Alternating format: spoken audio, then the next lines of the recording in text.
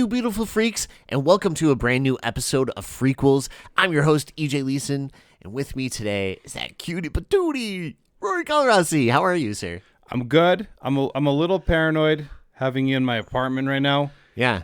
There's some places I'm just going to need you to stay out of. Like where? Yeah, there's like a couple of closets. If you hear people crying in there, just walk past it. It's none of your business. If there's like a weird smell, for example, Right. that's just me. Your home is like heretic. A little bit. Yeah. But okay. like much worse. Okay. Much worse. All right. Yeah. That's cool. But other than that, I'm good. Yeah, I'm life is here. good. Life's good. Anything new or crazy? Well, we have Godzilla here today. That's great. He's on camera that no one can see because this is an audio. He looks really psyched. He to does. be here. Yeah, he's always asking me to be on the pod. Godzilla has one face, and it always looks like he's real hyped. He is. Yeah. He is. Yeah. You live a life like him, a career like him. I mean, every like other actor, their career has faded out since the 50s. Godzilla is constantly getting work. Yeah. Like Good think for about him. it. Like how many Godzilla movies I feel are like there? his plastic surgery over the years Yeah, has kind of been... that's a little weird, like the scales and stuff. Yeah, Yeah. the plastic scaling. Yeah, the Botox. He's so much Botox. Yeah. You ever see him when he first started out and he had like that great skin? yeah. I feel like he ruined it, you know? Yeah, he did. And the implants, I don't know what was going on there. Yeah, that was a weird It was era. a choice. Yeah. It was a choice. I get it, because Matthew Broderick was in the movie, so Yeah. whatever. Well, I don't know what that means, but With us today, a very special guest, one of the funniest, coolest, dopest dudes of all time. You may know him from the cinematic reel and just being awesome. Mr. Dave Gonzalez, how are you, sir? I'm a little offended. you're You did offended. why was I not called a cutie patootie? Oh, damn it. Oh, the one adjective I Wait, forgot. EJ, take two. Take two. You may know him as Cutie Patootie number 1, David Gonzalez. All right, well, now I'm offended because I just got bumped. Thanks Cutie for having Patootie. me. It's always fun coming on here and shooting the shit with you guys. Yeah.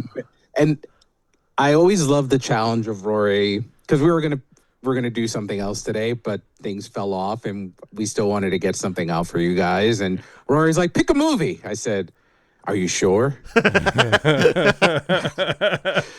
And how do you feel about that choice I made, Rory? Well, I'm going to need you to explain yourself. 'Cause Give us boy, the deets. Yeah. I watched it today. Like, I haven't seen it probably since I was a teenager. Maybe for good reasons. But I rewatched it today, and I was just like, I don't know. We'll get into it. But I need you to explain yourself. Why did you land on this one? Because if honestly, I thought you would have covered it already. Yeah? Yeah. Yeah, that is an This seemed like a movie like right up Frequels alley that should have been covered because of, well, the quality. the absurdity. And I know of it. how much you love, dissecting Absurd. these types of movies. Yeah. Oh, love it. Love it. Yeah, I mean, I was like, while watching the movie, I'm like, oh yeah, we're gonna have fun there. And I won't lie, I don't hate this movie. Neither do I. But It's a thing, though. I objectively understand this is not very good. No, Right. but at the same time, it is a thing. There is some fun to be had with it. They'll never make a movie like this ever again. So in that way, it's an anomaly. There's not enough cocaine to make a movie like this ever again. As a first-time director, right, Stephen King, do you think he actually did a good job or no? No. No, we'll get into it when we get into the movie. Okay. Let's do our normal shtick first. Yeah. Let's talk about movies we've watched recently. Yeah, and since you're the guest, Dave, why don't you just jump into what you've watched lately? Let's see. So I haven't been on in a bit. I saw Project Hail Mary about 3 weeks ago. Oh, nice. And Did the you like movie it? It's incredible. It's Yes. absolutely incredible. I haven't cried like that in a while. I am going to make Rory come see it with me when it opens, and he can cry a little bit too. Next weekend. Nice. Oh, it is next week. Wow, Yeah. It's next week already. And I'm excited to feel things again because it's been a while. Yeah, man. I saw Dolly a Oh couple yeah, of weeks I ago. did too. It felt like Temu Texas Chainsaw Massacre without the massacre. Yeah, and I was- thought it was weird that the one guy was speaking kind of like normal, even though his jaw was like, you know what I mean? Like, Destroyed. yeah, he was still saying words. And I'm like, I don't think that's possible. Exactly. It was fine. Like I put it in the category of aggressively mediocre. Yeah, Nothing. You saw On that a more with you saw that with weapon- friend of the show Greg Caldwell, didn't you? yeah, Because he seemed higher on it.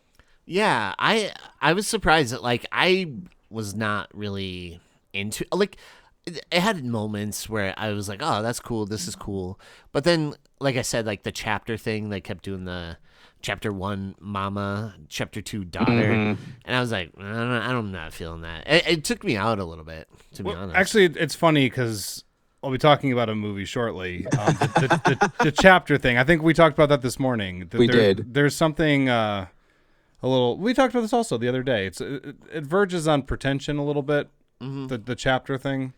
Yeah, like this movie is an hour and a half, like Dolly. So I mean, so and it's like it's chapters or even less. Yeah, and so to break it up into chapters, like you know how like the director's cut of Doctor Sleep, it kind of broke it up like Yeah, that. yeah, but but it was that's like fine. incredible. Yeah. and it's a lengthier movie And too. yes, it's like 2.5 hours or whatever, right? So yeah, that makes sense. But this movie is like an hour and 20 minutes plus the credits, maybe hour and a half. So if it's an hour and a half, it's literally not a chapter. It's just Act 1, Act 2, and Act 3.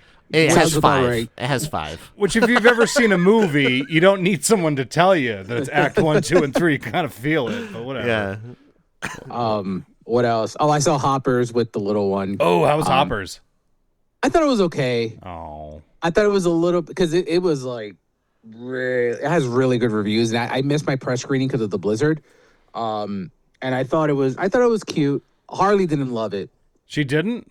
No, Oh, she was no. getting antsy by the end, and Harley doesn't really do that with the movie she's into, even at the age of 3.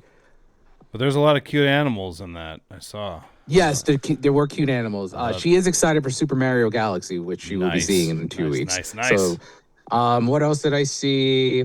Oh, I saw Ready or Not because I will be watching Ready or Not 2 Oh, yes. cool. Monday. Nice. Love that movie. Ready or Not still rocks. It's so much so fun. good. It's such so a fun good. movie. We actually just covered that a couple weeks ago, and Yeah. that movie kicks ass. Samara Yeah, Weaving, it's so best much screen. fun. Yeah. I and saw a then the couple la- of brides, by the way, at Monster Mania. Oh, really? Yeah, a couple people dressed up as the bride in it, which was awesome. From Ready or Not. Yeah, yeah. Yeah. Not, Yes. Grace. not the other bride. Not the brand. That was the next one I was going to talk about. I Oh. saw The Bride. We set you up.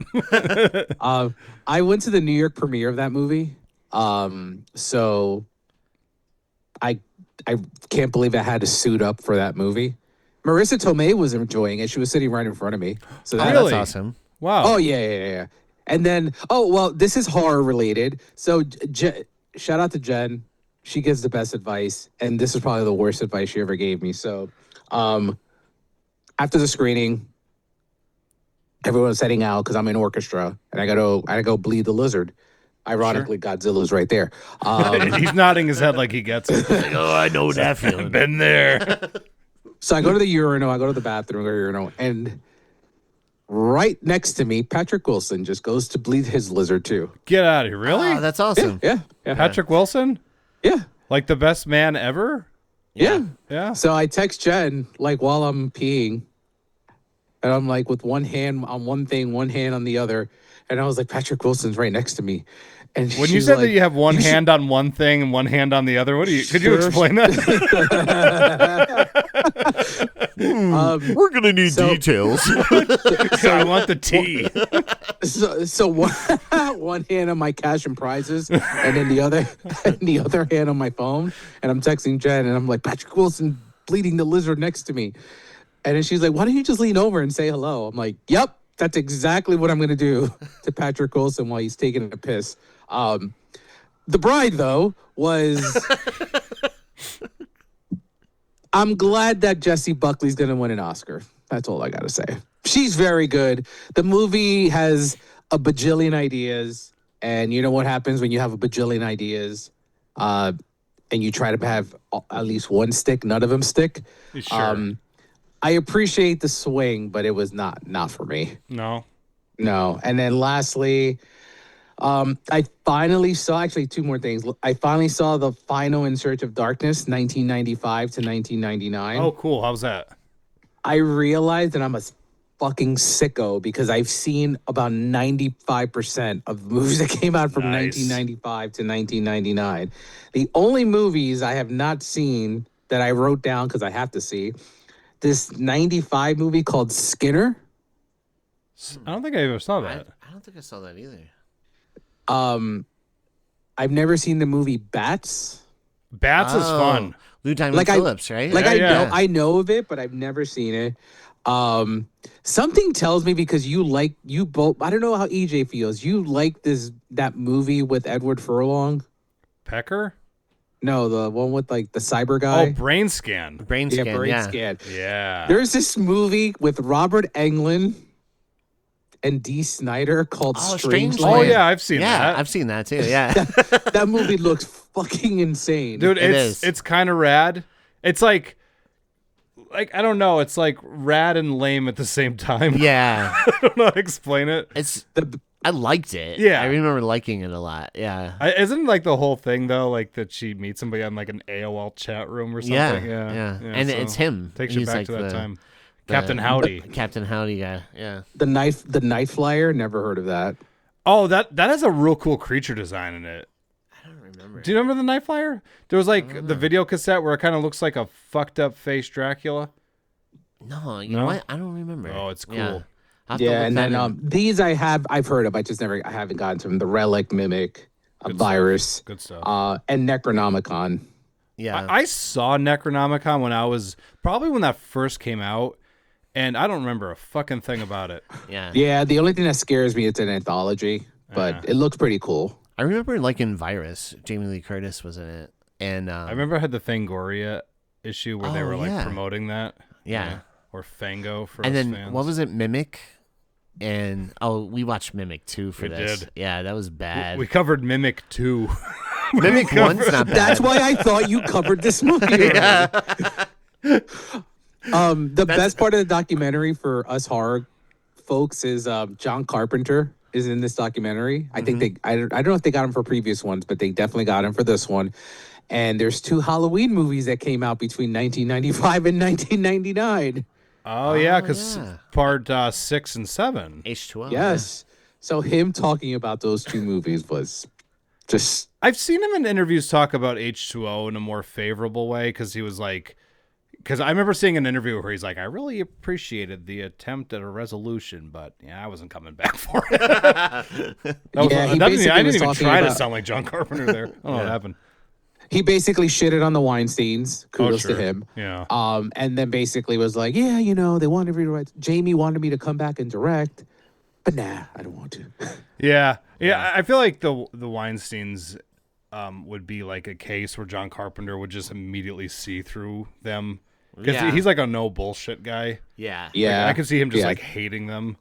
totally. But yeah, they also talked about other ones of his movies. He took vampires, and so like it's a solid Yeah. doc. It's not as good as the '80s ones because I've really discovered a lot of stuff in there. But fun stuff. And then Friday the 13th is here, so I watch today because your reaction, Rory, was like, wait, what? I saw parts 1 through 7 today of Friday the Yeah. 13th. And I'm going to, I usually do it that way. I split it into 2 days before Friday the 13th. Yeah. Because there's no way I can watch 13 movies or 12 movies in a day. So 1 through 7, the Paramount stuff just rocks, man. It's so Like- good. I agree. Yeah. That It's Paramount so- era is like classic, perfect Friday. Yeah. There's no gloss to it like we get in the later movies. But I am excited to watch because I bought Jason Goes to Hell, and even though I have the box set and I'm an Maniac, I own 2 copies of Jason Goes to Hell. I now own a 4K copy of it and a 4K copy of Jason X. So I'm excited to catch those out. Was that when you were like texting me and you were like, tell me not to buy this? And I was And you like, said buy it. I did. Buy it. I'm not the guy to text for that. Rory's And I'm both the currently angel watching and demon. a show that you will be talking about, I assume. What's that? And the last thing is I'm watching a show that you will be talking about. So I will shut up. Oh, yeah. Oh. That's everything you watched? Yes, sir. All right. So Rory, you go ahead. to bridge this whole thing with Dave, I am still watching The Sopranos. I got to an episode yesterday that I had to take a break from. I'm not gonna get into the plot, but it did manage to actually upset me a little bit. So for any Sopranos fans listening, it's the episode is Employee of the Month. You know exactly what episode that is. Yeah, I love that character so much that to see her go through something like that, I was just kind of like, I need a break. Yeah. You know, I just need to sit back. Not that I think it's a bad episode of television.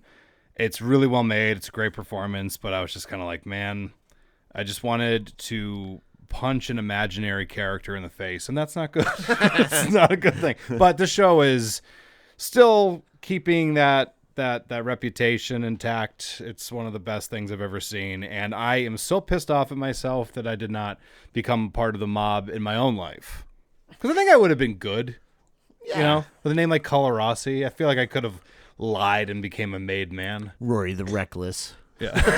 How are we feeling about season 3 characters, specifically Ralph Cifaretti? I love everything with 3 so far because it is a little darker so far. Oh, yeah. The show, I will say this, like, it's interesting for me to say this because the show is literally about the mafia. The show gets relatively dark going on from here. Yeah? Oh, Yeah. jeez. Yeah. Yeah, I don't want to ruin anything on anybody yet, but maybe around season 5 I'll start ruining things for people. No, it's great. I watched It Was Just an Accident the other day. I don't know. It's like nominated for like what is it? It's like a screenplay award. Screenplay and international feature. Yeah, it's really good. Yeah. I don't want to say too much about it, but I thought it was great. Like it started off and I'm like, what is this? Like where are we going with this? I don't like the fact that it starts off with them running over a dog, so immediately I'm like, maybe I'm going to turn this off. But then it got really good and really intense and introduced a lot of things in it that I thought were like really interesting to explore because they were like complicated for the characters. Mm-hmm. It just kind of throws a few things in there where you're like, oh, what would you do in that situation? And it's great. It's a foreign film. I recommend it. I think it's actually on. Is it on Disney Plus? Which is weird. I don't know. It's on one of those things. And what is it called again? It Was Just an Accident. Okay. It's really good stuff. Last night, because we may or may not have recorded an episode, like 2 days ago. So, this is the last movie I watched within 2 days. The Secret Agent. Did you see that yet, DJ? The Secret Agent? Yeah. No. Another Best Picture nominee. It's a Best Picture nominee, yeah. Oh, okay. This is my only complaint with it. I just think it's a little too long. That's a movie that's also broken up into chapters. Yeah. I get it with that movie because it is a little lengthy, but it's very good. Just needed a date with an editor. Just some of the stuff probably could have gotten cut down because there's like a point in the movie where it gets really, really interesting,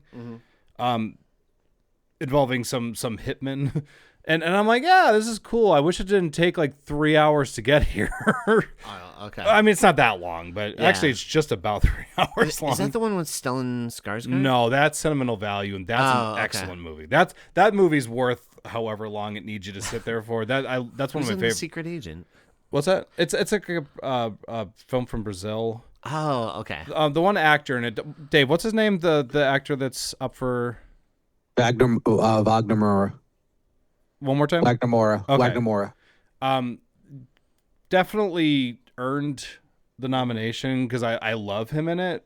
I think like because it takes place in the 70s, so like the aesthetic is perfect. Yeah. They made it look like a movie made in the 70s, and it does help it be like immersive. It just needed to be tightened a little bit, and I think it actually would have fit nicely into the best pictures. As of right now, not my favorite of the ones, but I still respect it though. It's good stuff. Yeah. It is my number 10 of 10.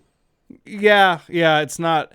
I have one more I'm seeing on Saturday, but then as of right now, it's not my favorite one, but it is still like a great film. So what I mean. It's just like you're holding it at like a higher standard because it's like Best Picture nominee. So you're like, well, you better do something to wow me. Because as it stands, I think the movies that have been nominated this year have been awesome. Like all the Best Picture nominees. Yeah. Like I've really like enjoyed everything I've seen so far. So what do you think is going to win Best Picture? I mean, like we were talking about this before. It's likely going to be one battle after another. But if Sinners wants to sneak in there and take a bite out of the competition, I wouldn't hate it. But it's likely going to be that one. You think one battle? Yeah, I mean, we'll see. That's my pick. One battle? Yeah. Okay. What do you think? I honestly, I don't know. I have no idea. I would like it to be. I really liked Weapons. You know what I mean? But that didn't even get nominated. I know. Just actress, right? I think she Supporting can win actress. Supporting Actress. By the time this comes out, I think everyone would already know who won. Yeah. Yeah, that's true because it's this. Yeah. So I don't know. I have no idea. Maybe Sinners. I might be rooting for Sinners, but I'm rooting for Sinners, but I think it's going to be one battle. Up? That is up. Yeah, it's I love nominated. Begonia. Yeah. Begonia might be like one of my favorite movies Me of the year too. Me too. That's what I'm saying. Like right now, I'm going off of like Dave and Hunter and Jack on Real Chronicles. Like they're very good at understanding how these things work. So based off the information that I've gathered from these guys who are really like good at this award season stuff, like it just seems likely that one battle would win. But I would, for me, out of all the ones that are there, I'm like, Sinners would be a really badass like sneak attack. Sinners can win. It's closer. I don't think it's as close as many people say, but I think with preferential ballot, because that's how you vote for Best Picture. It's not a straight voting. It's preferential. Do you know how that works? No, go ahead. Explain it. Explain to our audience. We talk about movies like Death Spa. Let's Wait a minute, hold on. I love Death Spa. It's Me fun. too. It's fun. I remember the reason I remember that specific first time. I don't know, raw podcast. I mean, raw movie to do for this podcast, but it was one of her first nights out after like that Harley was old enough to be left alone with in my care.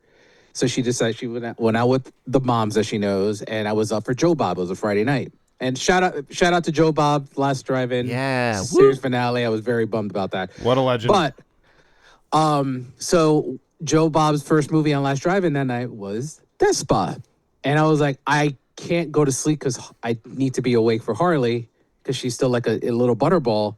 And I was like, I got to stay up. And Death Spa was just, I need a physical media release of this movie. That's actually a good one. Yeah. This movie rocks. It's so good. We covered that movie, like I don't know, it was like a year and a half ago.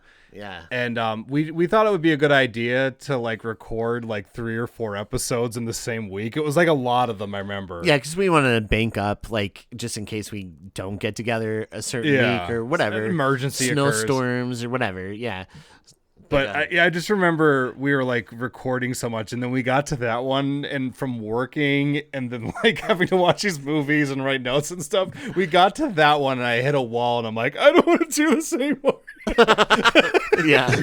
But I didn't really feel like that, but it was like a thing where I'm like, I just don't have anything to say anymore. I don't know what to say about this one. But quick, so preferential voting works like this. So the movie that wins Best Picture has to get at least 50% of the vote to win Best Picture. So how it works is you go by rounds. So it's ranked choice system. So everyone ranks their movies, and if 50% of the voters in the Academy vote for one battle after another or Sinners in the first round, 50%, it's over. Right? Okay. If it's not, then the movie that finished in 10th place gets eliminated. Then you vote again. Same process. It basically goes until someone gets to 50%. Okay. So that's the only awards that does preferential voting is PGA, which won battle after another one, which I believe became the first movie to win PGA that lost money. Oh, interesting. Yeah. That because obviously producers are going to vote for movies that are. Hen's Weapons was a PGA nominee because it did so well at the box office, things like that. So yeah, I'm going with one battle, but Sinners could upset because it's going to win at least 5 Oscars. It's going to win screenplay, which a horror movie winning screenplay is always a delight. Yep. Yeah. It's been 10 years, almost 10 years since a horror movie won screenplay when Get Out won. Sure. Yeah, and like that's so weird. Like that 10 years. Yeah. I would love if Weapons pulls a Ruth Gordon, Rosemary's Baby, and she wins Best Supporting Actress. That would be rad. Dude, she is close. I would love that. It's very, very, very. This is the closest certain races have been in years that I even had to sit down and really, really contemplate on where I'm going. Michael B. Jordan is going to win the Oscar, I think. Yeah, you think so? Yeah, I'm getting that. I'm getting that same feeling just based on some momentum stuff. He won SAG, and the speech was pretty excellent. I think that sealed it. I'm gonna say this, I think I've said this on the pod more than a few times. I love him, so if he wins, I would totally do a fist pump. I know Timothée Chalamet. Yeah, not a fan of the ballet apparently. But, yeah. And is that really sinking? Do you think that's really sinking his? I find if that's what's gonna make him not win an Oscar, that's the dumbest thing I've ever heard. Voting ended after he blew his. He already said it before he said that. Yeah, but regardless, that probably would have done him in. To be honest with you, which is it's okay, but it's about the movies, guys. Yeah, because that's another one too. Marty Supreme. I would love to see that win because I think that's just an exceptional movie, but. If Michael B. Jordan wins, that would be a real cool. You know what's interesting, and I hate to say this because I look at obviously I'm an Oscar snob and I take all this stuff very serious.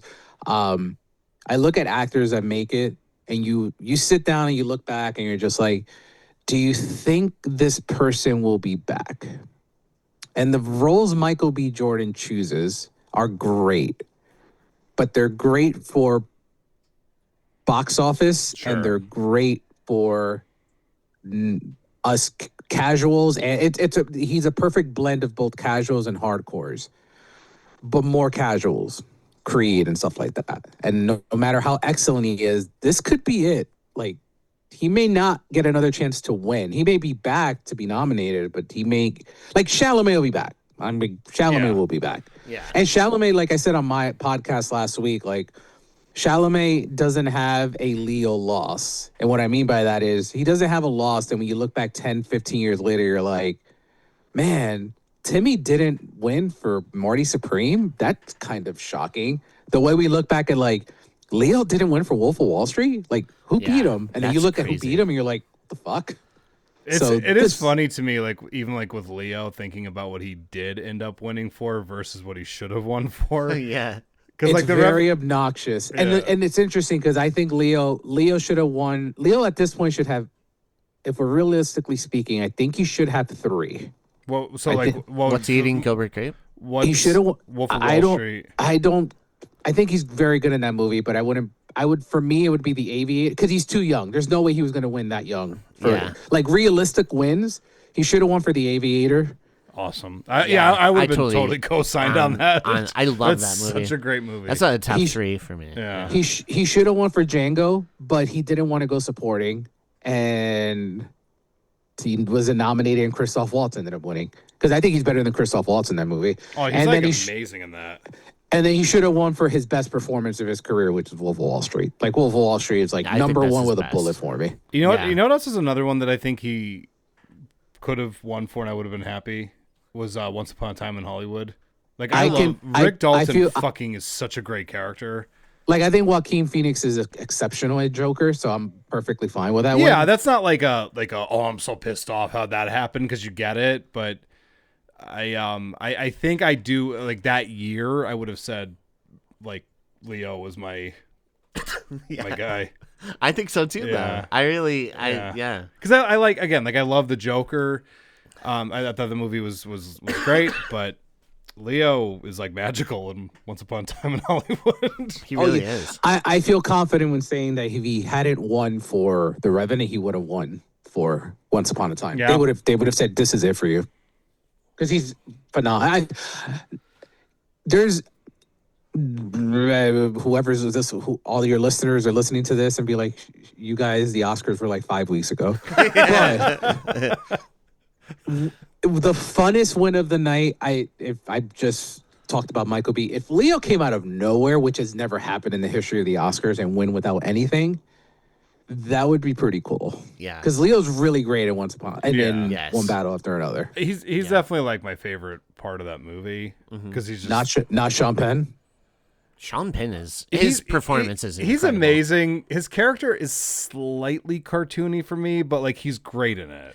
I feel like he changes like his physicality so he's much amazing that in it. he kind of disappears Yeah. a little bit. You know what I mean? So I thought he was incredible. He in is. that. It's an amazing performance. It's just like he's written just a tad bit too far over the top for me, but What happened with Eddington? Like, why? I feel like no one. Because no one likes that movie except Rory. Well, I liked it too. EJ loves it too. I thought it was Oh my interesting. God. Actually, dude, I'm telling you right now, that is the quiet cult classic. That's gonna happen because I think that movie has a lot to say, and it's very. If anybody at home is listening to this podcast, I can't imagine there are anybody listening to this right now, but you should watch Eddington. It's got a lot of really like nuanced thoughts in it. Yeah, I thought Joaquin Phoenix was like really interesting in that movie. Yeah. Like really good. I don't know. I agree. Yeah, I it's like just a weird. it's good stuff. Yeah, I was just surprised, like that kind of, and Jesse Plemons. I was like really surprised he. All for Begonia. Yeah, Bullshit. You know what I mean? I was so I've been a big fan of his for like since Breaking Bad, really. Yeah, but it's impossible not to I love him. I thought this was his like movie that really displayed everything. You know, I don't know. Like I was just really surprised he wasn't nominated. Those three leads in Begonia are like amazing. And I'm talking also about his cousin in it. What was his Yeah. name? I love that character so much. The unofficial Mike Shank. Mike Shank. But yeah. what'd you watch, EJ? I actually didn't really get to watch anything except Dolly. I saw Dolly, and that's it. And then I watched Scrubs. Like I caught up on Scrubs. I need to watch the new episode. And that's about it. Oh. Like yeah, I didn't really because I've been working like a really long stretch of like 8 days in a row. So that's just like business as usual for Business as usual. EJ, for those of you who don't know this at home, but EJ doesn't sleep. Like I drink a lot of coffee day to day, and EJ still manages to have more energy. Dude. And he doesn't sleep. Yeah. He doesn't drink coffee. No Yeah. caffeine, right? You're not a caffeine guy. No, I like milk and water. And sometimes I drink Dr. Pepper though. You do. Like, Yeah, here and that's there, true. yeah. But You're like a good Dr. Max Pepper. yeah. I went to the dentist because I ate like this is a long story. Nerds gummy cluster. You know those candies. Yeah. I ate one and it was like hard, so I bit down and it chipped one of my Molars. like Ooh. yeah, like a back tooth. And so I had to go to the dentist, right? And he was like, great job on not having any cavities. I was like, thanks, because I never had a cavity in my entire life. But Isn't your that crazy? tooth broke? But my tooth broke, yeah, because I went to bite down and I just thought it was like, I was like, oh, whatever, and I tried to bite down even more and it chipped like a tooth. So like what is it, like a crown situation? Yeah, I have to get a crown like March 26th or whatever. Okay. But anyways, and so it's painful though, right? Because I never did that before, so I like it's still like a little sore, you know. But yeah, he was like, oh, what do you like? You work overnight. What do you drink a lot of soda or anything? And I was like, no, I just drink milk or water. That's it. He's like, not coffee. I was like, no, I don't drink any coffee either. And he was like, oh, okay. And like I think I scared him. I was like, It's just like, all right, so milk and water. This guy's totally lying to me because he's at the dentist. yeah. He's definitely drinking like Kool-Aid, and I don't know why I picked Kool-Aid. Well, but There's yeah, sugary Kool-Aid. There's sugary. You can Kool-Aid. put a lot of Yeah. fucking sugar. I in don't. it. I don't drink Kool-Aid though. Me neither. Yeah. That's since I was like a kid, I guess. Yeah. I like the Ecto Cooler. It was Oh, like that was good the stuff. thing I was like into. Do you remember when Yeah. High C used to have like the X-Men stats on the back? Do you remember Yeah. that? Yeah. Oh, dude, used I to love X-Men. I used to cut those things off the back and I put them on a bulletin board when I was a kid. Dude, you know me and the Yeah, X-Men. I know. Freaking love them. That's one of our earliest conversations was about the X-Men. And New Mutants. I love New Mutants. I had to learn what the fuck. You like that movie? So surprisingly, I did. I'm sorry. I sound so judgmental there. I'm Yeah. so sorry. No, I'm such a like avid fan of New Mutants and those characters, right? So seeing the movie, my expectations were pretty low because I'm like, I don't know about this. And then I was like, they actually did a great job with like Danny Moonstar and Sam and Roberto and stuff. So I was like, oh, I kind of like this movie. Surprisingly, I know everyone hated it or trashed it, but I liked it. I appreciated the fact that you knew what the fuck that was because I didn't.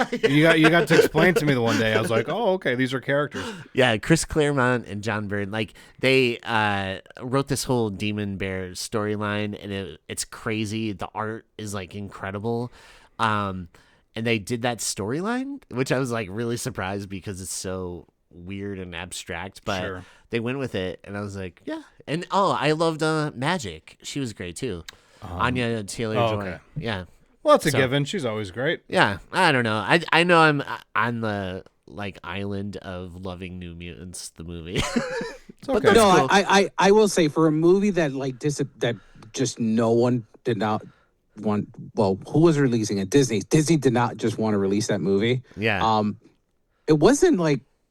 It wasn't great, but it wasn't as bad as like I don't understand why they hid it for so long. Yeah. Because I remember Beck and I went to see it, and we weren't like, oh, that was terrible. Was that a cat that just ran by? Oh yeah, it was Pumpkin. Pumpkin's ripping up things. He's like, hey, Do pay you attention. think we were under the mindset of X-Men movies had gotten so bad by that point that you're like, you know what? Not terrible. So like, I have a weird relationship with the X-Men movies. Like, there's a couple of them that are like there's for like X3. I'm not wild about The Last Stand. I didn't really love like that follow-up Wolverine movie. But for the, Wolverine Origins. yeah, that like some of them. Because I liked Wolverine and Logan. Logan rocks. The Yeah. Wolverine was really good. Yeah. I mean, I remember you and I went to see Days of Future Past together, and we had fucking tears in our eyes. Dude, that's like my favorite X-Men movie ever. Yeah, that's the best one. Apocalypse is fun. Apocalypse had so much going against it. Oh, I hate that movie. That, that like- one- Fun-ish for me. Yeah, I felt like it had so much because they had to change. Originally, they had the Skrulls, but then they're like, well, Captain Marvel. Has Oh the no, Skrulls. that's the that was the Dark Phoenix. Oh, movie. that's Dark Phoenix. Yeah. Yeah. Okay, I'm That sorry. that one's got, you can see where the problems are in that one. But Right. I still liked it though. I was still like on board. Once you read like that comic I let you borrow. The Claremont one. Yeah. Like you'll see like it's actually not too far off. Like it's pretty good. Yeah. I don't know. The Dark Phoenix saga is like amazing, so anyways, I'm a big comic nerd. I get it. I learned a lot about comics from you because like I was always like as a kid like I knew a lot about like Batman, Superman, X-Men. I knew Spider-Man. a lot about Spider-Man. I knew Yeah. a lot about but some of those more obscure ones I'm like we each- need to can we make a vow here on March whenever 2026? So when Doomsday comes out, Yeah. Rory, drag EJ to come to us, and then we could go see Doomsday on that giant IMAX. Hell yeah. Hell yeah. Hell yeah. Hell That'd yeah, be a lot let's of go. fun. Hell yeah. I think, yeah, that's gonna. Yes, if it is on that IMAX screen, we got to do it. I'm Team X-Men, so if they team up with Doom, I'm all I'm Yeah. all about it. Yeah, if they team up with Doom, I'm rooting for the X-Men. Yeah. Kill the world. I'm like, yeah, kill the heroes. Avengers. I don't care. They're all stupid. But no, I'm such a mark for the X-Men for sure. And then I love Fantastic Four, but I haven't really. The only movie that I really liked was like the Chris Evans and Michael Chiklis ones, which is so weird because a lot of people don't like those. But I felt like they just had the family dynamic one better. You know what I mean? I don't know. Dude, It's I'm with weird. you. I know, like, there's like movies you're supposed to hate, and I just fuck that. Yeah. I know those movies are charming. Like, it's like that Daredevil movie with Ben Affleck when everyone's like, "It's the worst thing ever made." I'm like, it's not. I don't know. I don't know. I don't agree with the. There's some stuff in There's there. a lot of good stuff in that Yeah, movie. I love how they did his like radar in that movie. Yeah, with the rain and shit. That was cool. And I loved Colin Farrell as Bullseye. I don't know why. I was like all in on that Bullseye. I thought he was good. And Michael Clark Duncan was an awesome Kingpin. The best. Yeah. I don't know. Well, no, I don't know. Actually, no. I'm sorry. I gotta backtrack that because I forgot about somebody who just played him. Oh, Vincent D'Onofrio. Yeah, Vincent D'Onofrio. I'm like rules. falling over my seat. I love Vincent D'Onofrio, though. The first season of Daredevil, like that is such a great show. Everything D'Onofrio has done as the Kingpin. But Michael Clark Duncan, I mean, since he was in that movie, I thought he was really good. Awesome. Yeah, yeah. I actually really liked him. But speaking of movies, yeah, let's talk about. Oh, I did watch one movie. What? And it was for this. Oh, this one.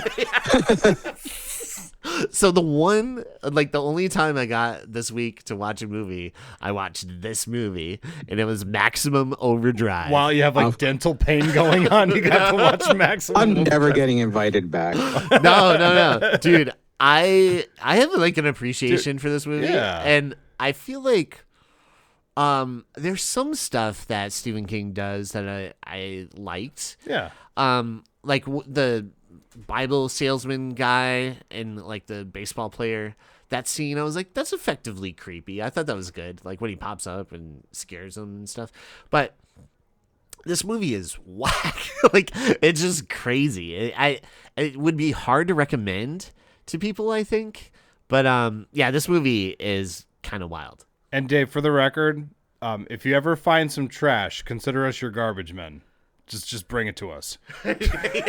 It's what we do. Because I am like you're like this too. Firm believer is that even in a lot of the trash, even a movie like this, there's still things to really appreciate. Oh, shit. I forgot. I did watch one more movie. What? 5 Easy Pieces. Did you ever see that? Jack Nicholson? No. Dude, watch that movie. It's so weird. I mean, it's good. It's really good. But it's Karen Black is in it. Okay. And it's like young Karen Black, like in her like 20s. And I was like, oh my gosh, she's actually like beautiful, right? I didn't know that before. I just knew her from House of a Thousand Corpses. House of a Thousand Corpses. Did you ever see the last Hitchcock movie, Family Plot? She's on that too. No. Man, no, I have to watch it. But I met her Easy also, Pieces by is the really way. good. Like Jack Nicholson is incredible in this movie. I don't know if you get a chance to watch it. It's good. But anyways, I watched Maximum Overdrive, and I don't know what it is about. I mean, I love Repo Man. Did you ever see that? Oh, of course. David, did you see Repo Man? I have, yes. Yeah, I love that rocks. movie. And I've always been a big fan of him, and it kind of surprises me because I feel like Charlie Sheen was always the most popular of the two, but I always felt like Emilio was like the better actor, maybe. Right? I don't know. It's Coach Gordon Bombay, of course. Yeah, Coach Bombay. But I don't know. I always was like a bigger Emilio fan than Charlie. But what do you where do you stand on that? I think they're both really talented, honestly. Yeah. Because like one has Wall Street. Yeah, that's true. And then one has The Breakfast Club. Yeah. And both of them are classics. I don't know. I like them both. Both are in Young Guns. That's true. Yeah, I'm excited to cover this movie, mainly because it's something very unique, this film. Yeah. I can't think of too many things like it. I want to ask you guys, do you think this is anyone's favorite movie? I think Yes. the drummer from AC/DC is probably Sure. huge fan. They might be partial to it. I wrote, it's funny you mentioned AC/DC because first thing I wrote in my notes when I saw Dino De Laurentiis produce this movie was the fact that my guy, if I had 2 dimes for every time Dino De Laurentiis brought in an iconic band to soundtrack their movie, I'd have 2 dimes. It wouldn't be that many dimes, but the fact that he got Queen for Flash Gordon Sure. Flash. and then AC/DC for this movie is pretty insane. Yeah. It's pretty crazy. And they have some big hits in this too. Yeah, they have a lot of great songs in it. Like, I'm not going to lie, like, I don't think the Hell's Bell sequence is a bad sequence. No. No, it's kind of crazy because it fits and it's a weird moment in the movie because it's just like this weird montage of trucks getting gas. But you're right. It's actually it fits really well. Like I don't know. I saw AC/DC once.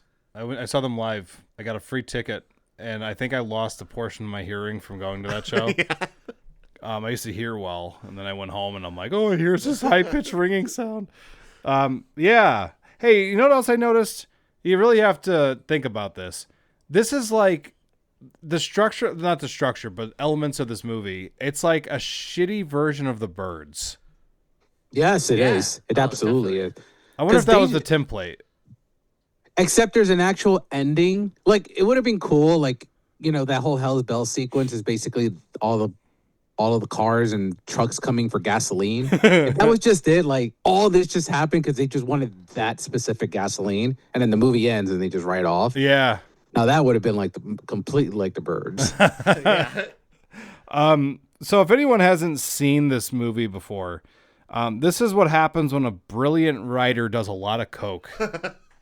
Yeah, because Stephen King wrote the script and directed it, right?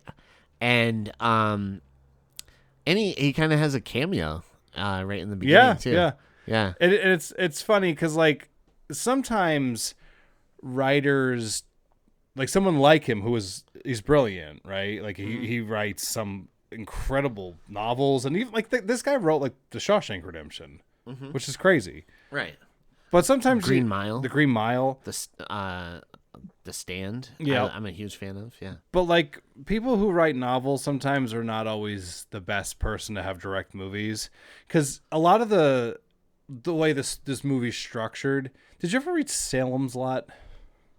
No, I didn't read it, but I like the movie a lot. So I've like, seen it. So like in the book, there's like towards like the beginning of it, there's a lot of like these like the chapter will have like be broken up in little sections where it's like you start off and you're like with a group of characters, and then it goes to like another group of characters and like another group of characters and another group of characters, and eventually it's like they kind of like come into the story, right? This is in a lot of ways like the way like a lot of the characters are introduced. It feels very much like one of his novels, but not like in a particularly good way, because it doesn't have any real like flow to it. Like it feels like something that you would read in a book as opposed to like something that you would see as like a movie. Does that make sense? Yeah. Because there's a lot of like there's not like I found myself getting bored sometimes because there isn't like a traditional film narrative. It felt more like I was like watching a book. Yeah.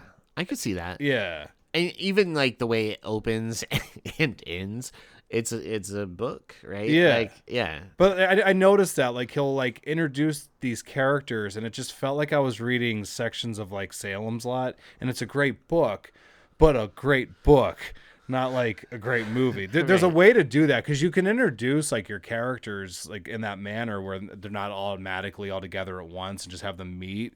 But this just sort of felt very like long-winded and disconnected, and it just didn't seem like, because of how often it was happening, it was like just moments occurring without there being any like forward narrative, and that was kind of making me get a little antsy, Yeah. and again, not in a good way. Yeah. Yeah, because like say like Kurt and Connie, right? Normally when you're doing like this ensemble type of movie, you're kind of introducing all the characters right in the beginning all at once. Not And- like throughout the whole right, running like time. so Yeah. Kurt and Connie don't come into the movie until like 25-30 minutes. And you're like, who are these people? You know what I mean? Yeah. So, and Deke, the baseball player, you know what I mean? So it's not like they establish those characters right away. Like, oh, these people are going to be important. Act 1. It's just like, oh, act setup. 2, let's introduce these people. You do know who Connie is, right? The Yeah, actress? that's Yeah. Lisa Simpson.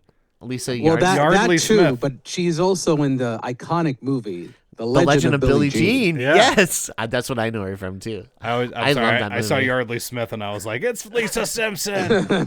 She's great. No, she's incredible. She's so funny. Lisa Simpson's one of my all-time favorite characters.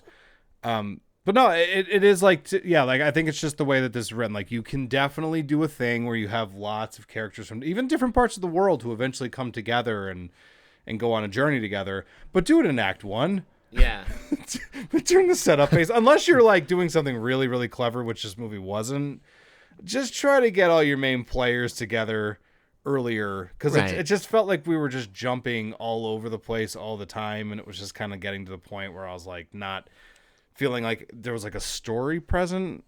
Right. Yeah. No, I think like of how the 90s, right? Like movies like Independence Day or Deep Impact are like these great ensemble movies, or even Mars Attacks, but they show each of the characters first. Yeah. In that first act, and so it's starting to build like the world for you, but like waiting to bring in Kurt and Connie like 25-30 minutes into your movie, you're like an hour who into the the fuck film. are these people? By the way, these are your main characters. Yeah, it was just a weird structure, but but again, I think that's just from him being like a guy who writes novels, and screenplays are very different. That's why, like, sometimes when people complain about how books are not exactly like when like they see a movie and they're like, well, it wasn't like the book, and I'm like, yeah, because it can't be. Like, yes. I mean, you can like if it lends itself to that structure, fine, go nuts, but a lot of the times novels and movies are so different. That's why it's an adaptation. But anyway, let's get into the goddamn plot. Yeah, so the film opens and we have some text that says on June 19th, 1987, the Earth entered the tail of a rogue comet. And so for the next 8 days, Earth will be in the tail of this comet. And we see this green mist kind of wash over the Earth, right? Yeah. And then we cut to Wilmington, North Carolina, which is awesome. I've been there before, and that's where they shot Dawson's Creek, by the way. Nice. But we get a cameo from Stephen King, who's called an asshole by the ATM. And also the bank says "fuck you," and I'm like, at least that bank is being upfront. Yeah, that bank. I thought everything was normal with that bank. I was just like, okay, all right, hey, this is like a normal bank. And then the ATM saying "fuck you." That's how I feel sometimes when I look at it. I'm like, yeah, my ATM normally says "feed me a stray cat." Yeah, just so. No, but I love how he's like reading it, and it's like, you're an asshole. And he goes, honey, the ATM called me an asshole. And I just love Stephen King's voice. I don't know. He has like such you think like that cameo, he was like, this is going to be my Hitchcock cameo, nailed it. Yes. Yeah. 100%. I felt like he was like, this is the moment. and Hitchcock was like kind of like smart enough just to kind of like walk onto set and walk off the set. He went into like Three Peter Stooges Jackson or does. something. Yeah. Peter Jackson always like walks in, walks out in his movies too. Yeah. Yeah. So let me ask you a question about Stephen King's performance. Better or worse than Jordy Verrill in Creepshow? Oh, It's worse. worse. Jordy Verrill worse. is Jordy awesome. Verrill is awesome. Yeah. I love that story. Yeah. Me too. Meteor shit. Meteor shit. Yeah, man. I can't wait to do a Creepshow. Why haven't we done Creepshow I know. yet? Because you need to do Creepshow too. That's why. That's the best one. Yeah, I love Creepshow 2's awesome. Thanks for the ride, lady. That and I love The Raft. I think The Raft is awesome. The best. Yeah. Chief Woodenhead. Yeah, love that. We're going to Hollywood, baby. I love that guy. Who keeps like fixing his hair. Anyways, so we cut to ACD playing over the opening title and credits, and we find out, AC/DC provides all the music for this film. So if you have ever said to your friends, I hate AC/DC, this movie is going to be a ride for you. Yeah, you might be crazy about this. And in the opening, we see a drawbridge and these two guys like kind of arguing. The drawbridge, by the way. Yes. Drawbridge. In the wide, it looks like a toy. Was that a toy? I don't know. That's a good question. I thought it looked like it could be. Yeah. Like a model. Yeah, it looked a little fakey fake. Yeah. And so the drawbridge goes up, right? And it causes this huge accident. And one of the first car crashes you see, this lady like flies through the windshield. Did you notice that? Like she's like, and I was like, oh my God, that's actually pretty impressive. Like, it's like driving in Philadelphia. Right? Yeah. But what's that like that long stretch of road? The Valley Forge Road. No, the one that's always backed up. I think it's near Valley Forge, isn't it? Yeah. That area right there. I know normally that's where I always hit traffic and going to Philly. Yeah. Yeah. That's like one of those things where you're always like constantly having to hit your brakes, and then sometimes other people aren't paying attention and you start making deals with God. That's driving in Philly scene. Scares the hell out of me sometimes because I'm just like, man, I don't know if I'm going to come back from this. And then I like that one of the cars crashes into like a weird product placement of an AC/DC van. Oh, yeah. I was like, why is that there? Is that the band? Are they in that van? Like, it was just really random. They should have been playing the music, and then, like, when they crashed into the tour bus, that stopped. Like the record scratch. Yeah. And, but yeah, though, and the weird thing about this scene is, like, the law of physics is, like, nowhere to be found because there's just stuff happening, and, like, I don't think that's the way that would slide if this drawbridge is drawn like that. You know what I mean? I don't know. So then we cut to the main antagonist of the film, the Green Goblin truck, Norman Box truck, and and it stops at the truck stop diner. Wait, so about the truck?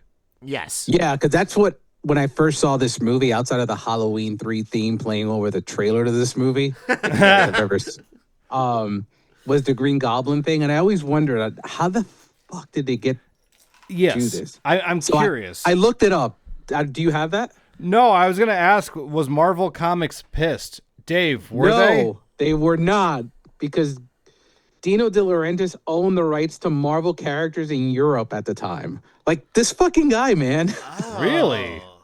No way. But, like, okay, here's my question about this. Is it the Green Goblin in the movie's logic? Like, is that supposed to be the Green Goblin? Like, was he just like, oh, I've got this cool face? I'm going to say yes. Okay, so because, like, when you're looking at it, that's supposed to be the Green Goblin, not just, like, Green Goblin-esque. Like, Emilio Estevez should have been named Peter, and it really would have been meta. Yeah, at the end of this movie, I'm like, why didn't Peter Parker just use a rocket launcher? Like, Bill Robinson's like the most generic name. Wait, what if he got bit by a radioactive truck? And that truck happened to be blue and red. Back to Formula. Back to Formula 2. Back to Formula 1.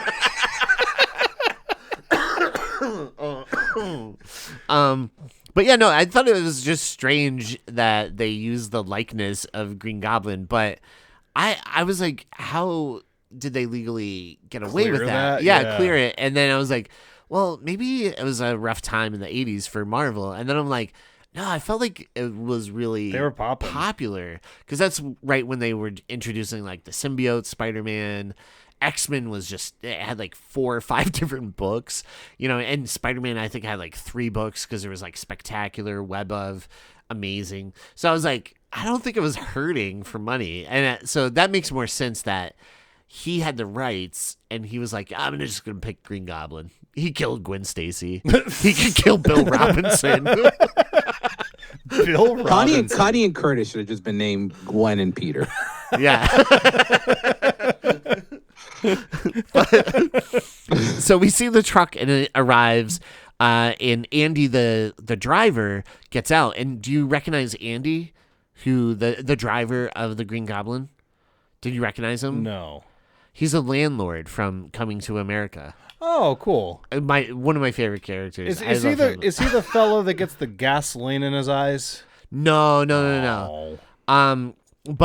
So we see where the truck parks, and then we meet Cook Billy Robinson, played by Emilio Estevez, and meanwhile, we cut to the game room, and it's going berserk, right? And there's this guy in there Who's having the best day of his life. Yeah, he's like, oh my God, because the cigarette machines are spitting out cigarettes. The video games are spitting out money. And so he's just like, oh, great, this is awesome. So he just was like What a loading day. up on everything. And it's really funny because he like tucked his shirt in so he could throw everything into he's like filling up his pockets, but then he's like throwing things inside of his shirt and like has his shirt tucked in so it will like create like a little pouch or like sack for him. Yeah. It's almost like if you could just get a stick, he could make a good bindle out of that. Right.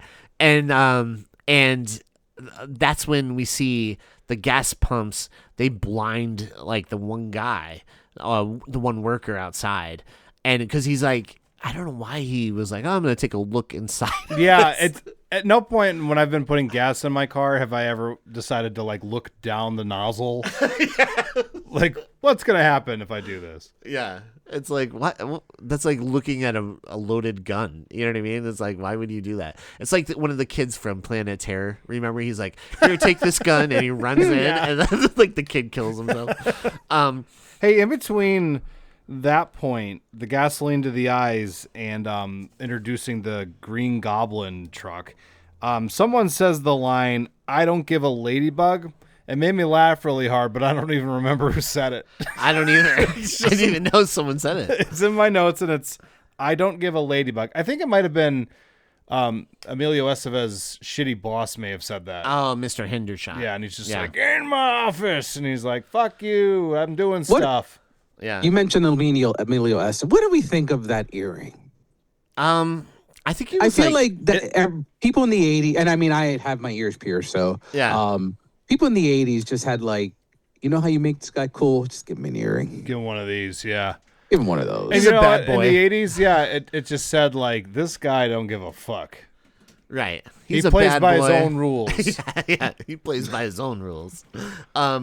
But yeah, the other workers try to call their boss Mr. Hendershot, but he does not care. He's like, oh, he blinded himself? Well, tell him to wash it out with some water, and then he can get back out there. And that's when he asks Billy to come see him in his office, and Billy is like goes in, and Mr. Hendershot's like, yeah, I want you to work on this deal, right? And Billy, this is the line that like killed me because it's just the writing of it. He's like, you want me to work 9 hours but only pay me for 8? And Mr. Hendershot's like, yeah, or else, you're on probation because you have a star next to your name. Wait, did he say, you want me to work 9 hours and only pay me for 1? And clock in for 8. So 1 hour he won't get paid for. Oh my God, man. I must have been like really like dozing off when I was watching this because I thought what he said initially was, you want me to work for like 8 hours and pay me for 1. Because I'm like, why the fuck would you do that? And then he was like, well, you're on probation. And see this star right here? I can fuck your life up. I'm like, ooh, that guy's a bastard. Yeah. Is that what happened, Dave? Can you be the tiebreaker on that? Wait, what? So, like, did he say that?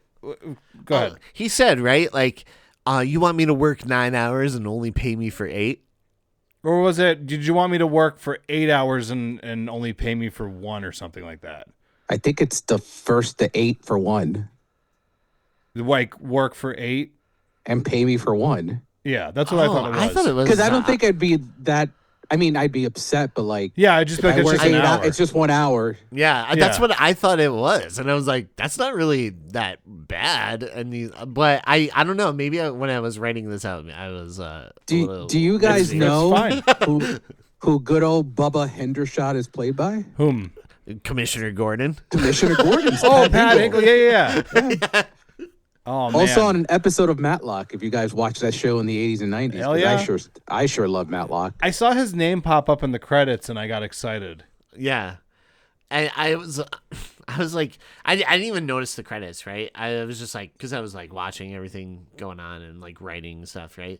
And then when he showed up as Mr. Hendershot, right? And I was like, Commissioner Gordon? I don't remember him being in this. And I was like, I was pretty excited. I love Commissioner Gordon's role in those Batman movies. It's like he shows up and Batman's just always hurrying the fuck away from him. Like, you watch that Dark Knight trilogy and it's like such a warm, like like respectable relationship, and Yeah. those first 4, he's just got like piss off. Yeah.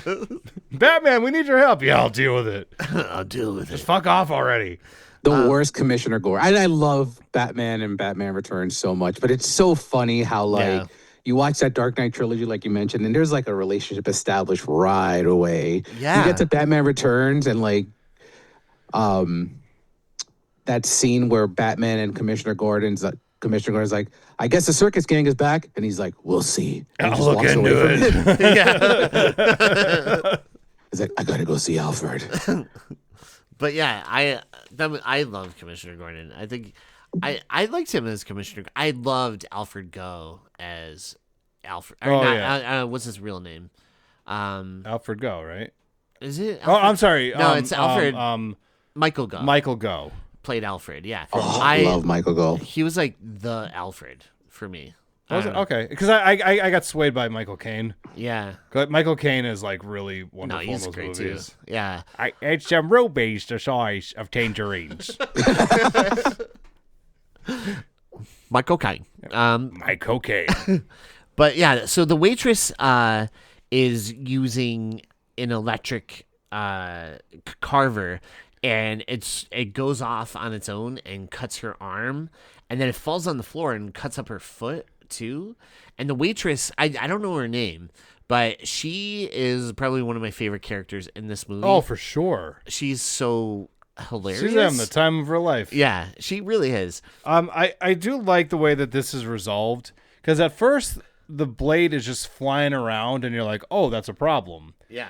Then it stops moving altogether, and Emilio Estevez looks at it, assesses the situation, and rather just pick it up and take the batteries out, which I think would solve the issue, he decides to take a hammer to it. Yeah. Which I guess his boss just basically said he's going to pay him for 1 hour, so he's just like, fuck you. What are you going to do, take it out of my pay?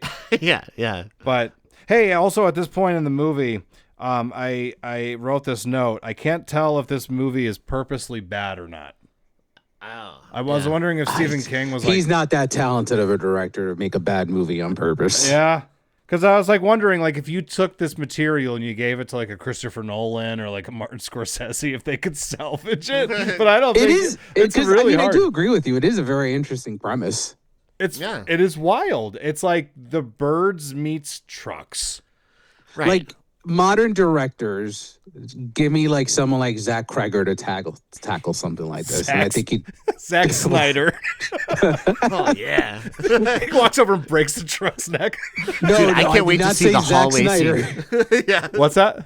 I did not say Zack I'm Snyder. sorry. I don't. No. I said Zach Kreger, Oh, I gotcha. not Zack. No. I would like to see Zack Snyder's version of this. Can you, I mean, the Green Goblin would have no color. That's The true. movie would be Everything lacking would be color muted. palette. and he would have a hallway scene where he's just driving down a hallway, and they're like, "How is this even possible?" But then it's in slow motion, so it makes sense. Oh yeah, it goes in slow motion. It speeds up.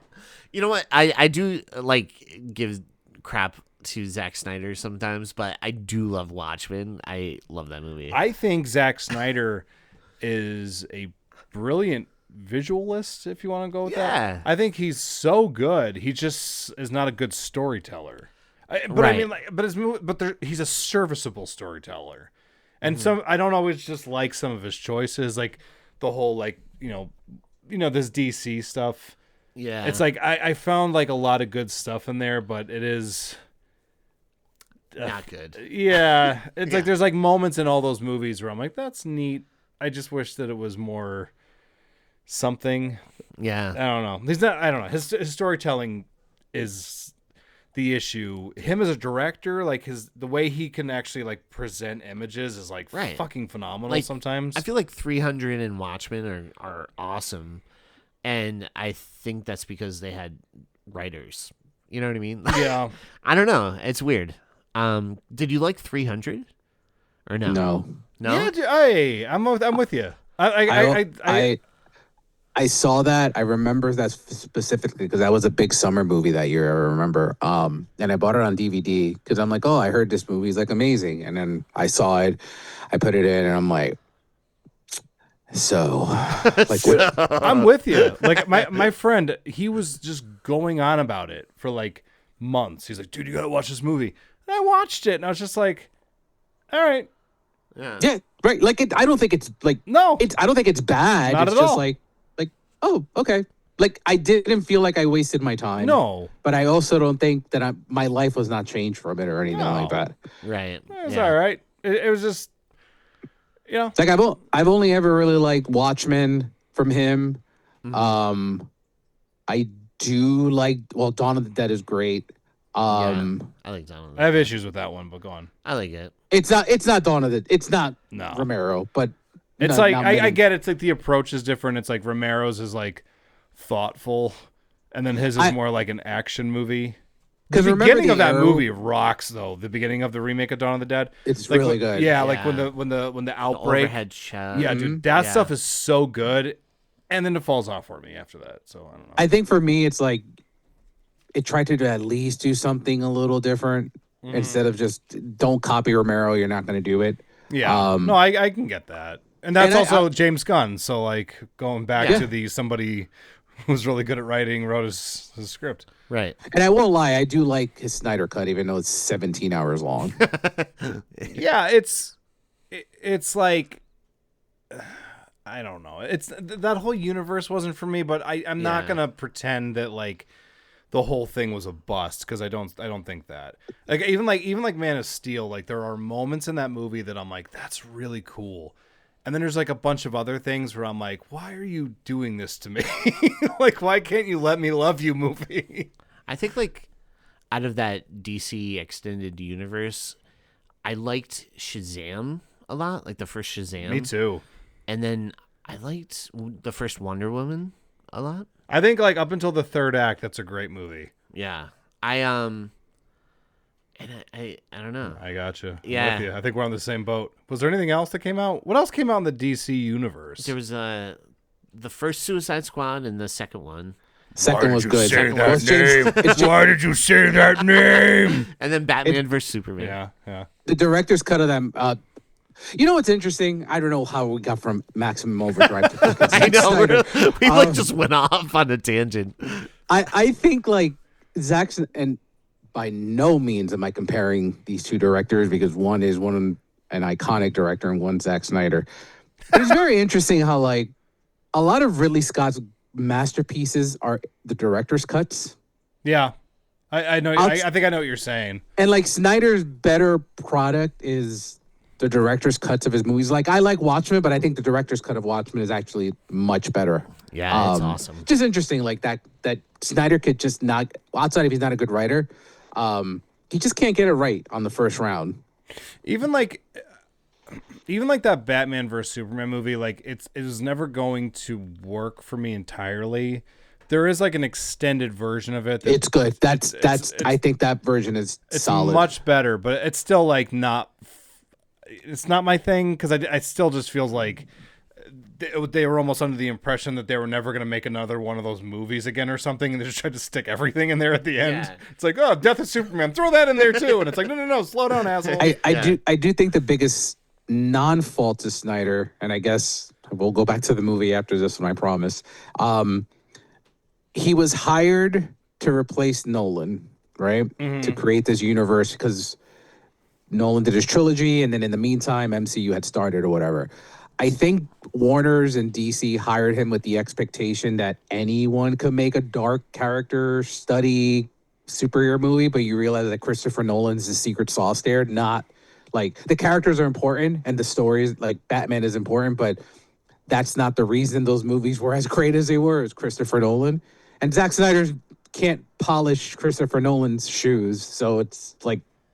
Right away with Man of Steel, you knew what the problem was, and it wasn't the character. It was a fundamental misunderstanding of the character on his part. Yeah. Because like that was a thing with Nolan. Like he even, I guess, was trying to get him to, and I promise we'll go right into the movie. He was like trying to get him not to do like the neck break. Like that was something that I guess he was really against, having Superman murder somebody. Yeah. But he was like, hey, it's his movie. Let him do what he's gonna do. But like I think Nolan has a better understanding of knowing who characters are. Do you guys know where the Snyderverse was going to go after Justice League? But let's not go to that. Yeah, I do, and it sucks. But go on. If you know, I'm not repeating it. It is, boy, oh boy, I would have been very angry. Yeah. I dodged a bullet.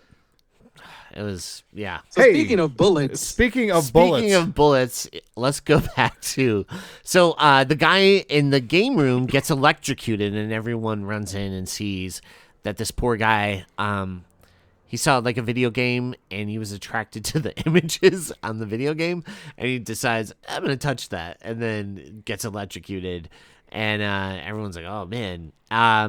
Then we cut to a baseball game, and this is probably one of my favorite scenes in the whole movie. This is the best scene in the movie. Yeah. And one of the coaches is like, hey, guys, I'm going to get us some drinks. And so he runs over to the vending machine, and he gets killed by a bunch of soda cans shooting out of the vending machine. And we see even a couple kids are like running away and they're getting hit by the soda cans. The one kid is like booking it, but just shoots him in the back. Yeah. And just drops. And then at one point, there's Zeke, who's like one of the main kids. He like runs over to the coach and he's like trying to block, like the balls and avoid the cans. And he's like, Coach, are you okay? And the coach has a huge like hole in his forehead. Yeah. That shit rocks. It's so awesome. much. But I like how like the kid's still like, Coach, are you okay? And the coach is clearly eyes open, tongue out, dead. Do you think that you could have avoided, like, let's say the first can hits you, right? Because I watched that scene, like, I did rewind that scene because I was just curious. Awesome. Yeah. So one scene, can hits you once, right? Would that have knocked you out that you would not have been able to put your hands up and at least protect you from getting that giant and hole in your head? Yeah, because he gets hit more than a few times and he just stands there. Yeah, he's just like thump, thump. It reminds me of watching older Friday the 13th, like the older, like I would say like part 1 and 2 and 3, where like whether it's the guy or the girl, they get put in the corner and they decide not to move as Jason's going after them. They're just like, just for like, oh, that. sure. Right. Yeah. Yeah, it's kind of like they're inactive for the sake of the moment. They don't act like regular people because, like, realistically, like if I was ever near a soda machine and one can hit me, I don't care how badly it hurt. I would get up and just move. Right. This guy's just like, more's gonna come out. Another one couldn't possibly fire out. At me. Dude, It's like the Daniel sound Stern in effects. Home Alone 2. Yeah.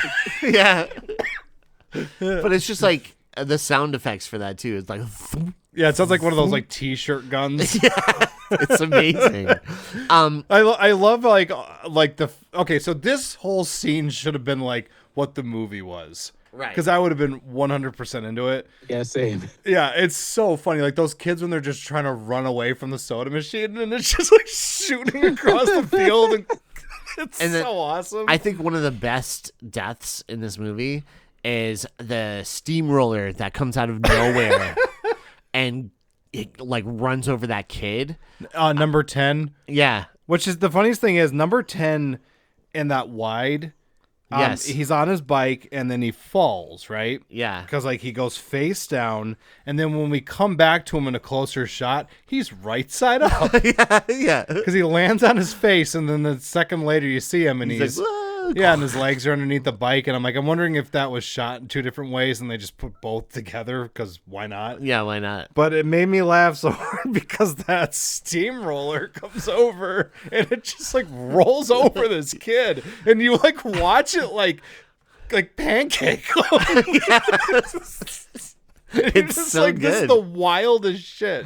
And the sound too of it was like gross. I loved it. And then we cut to and so Deke gets out of there. He is able to escape on his bike. Meanwhile, we cut back to a girl who hitchhiked and was picked up by this salesman. Who, by the way, in any movie, that driver, Yeah. if you dress like that and you talk like that, you're gonna be an asshole in a movie. Oh yeah. There's no way to make that character likable.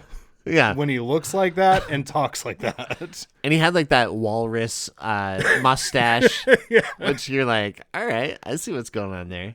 But yeah, no, he's like, all right, I got to stop here. And he's like flipping out on her at one point.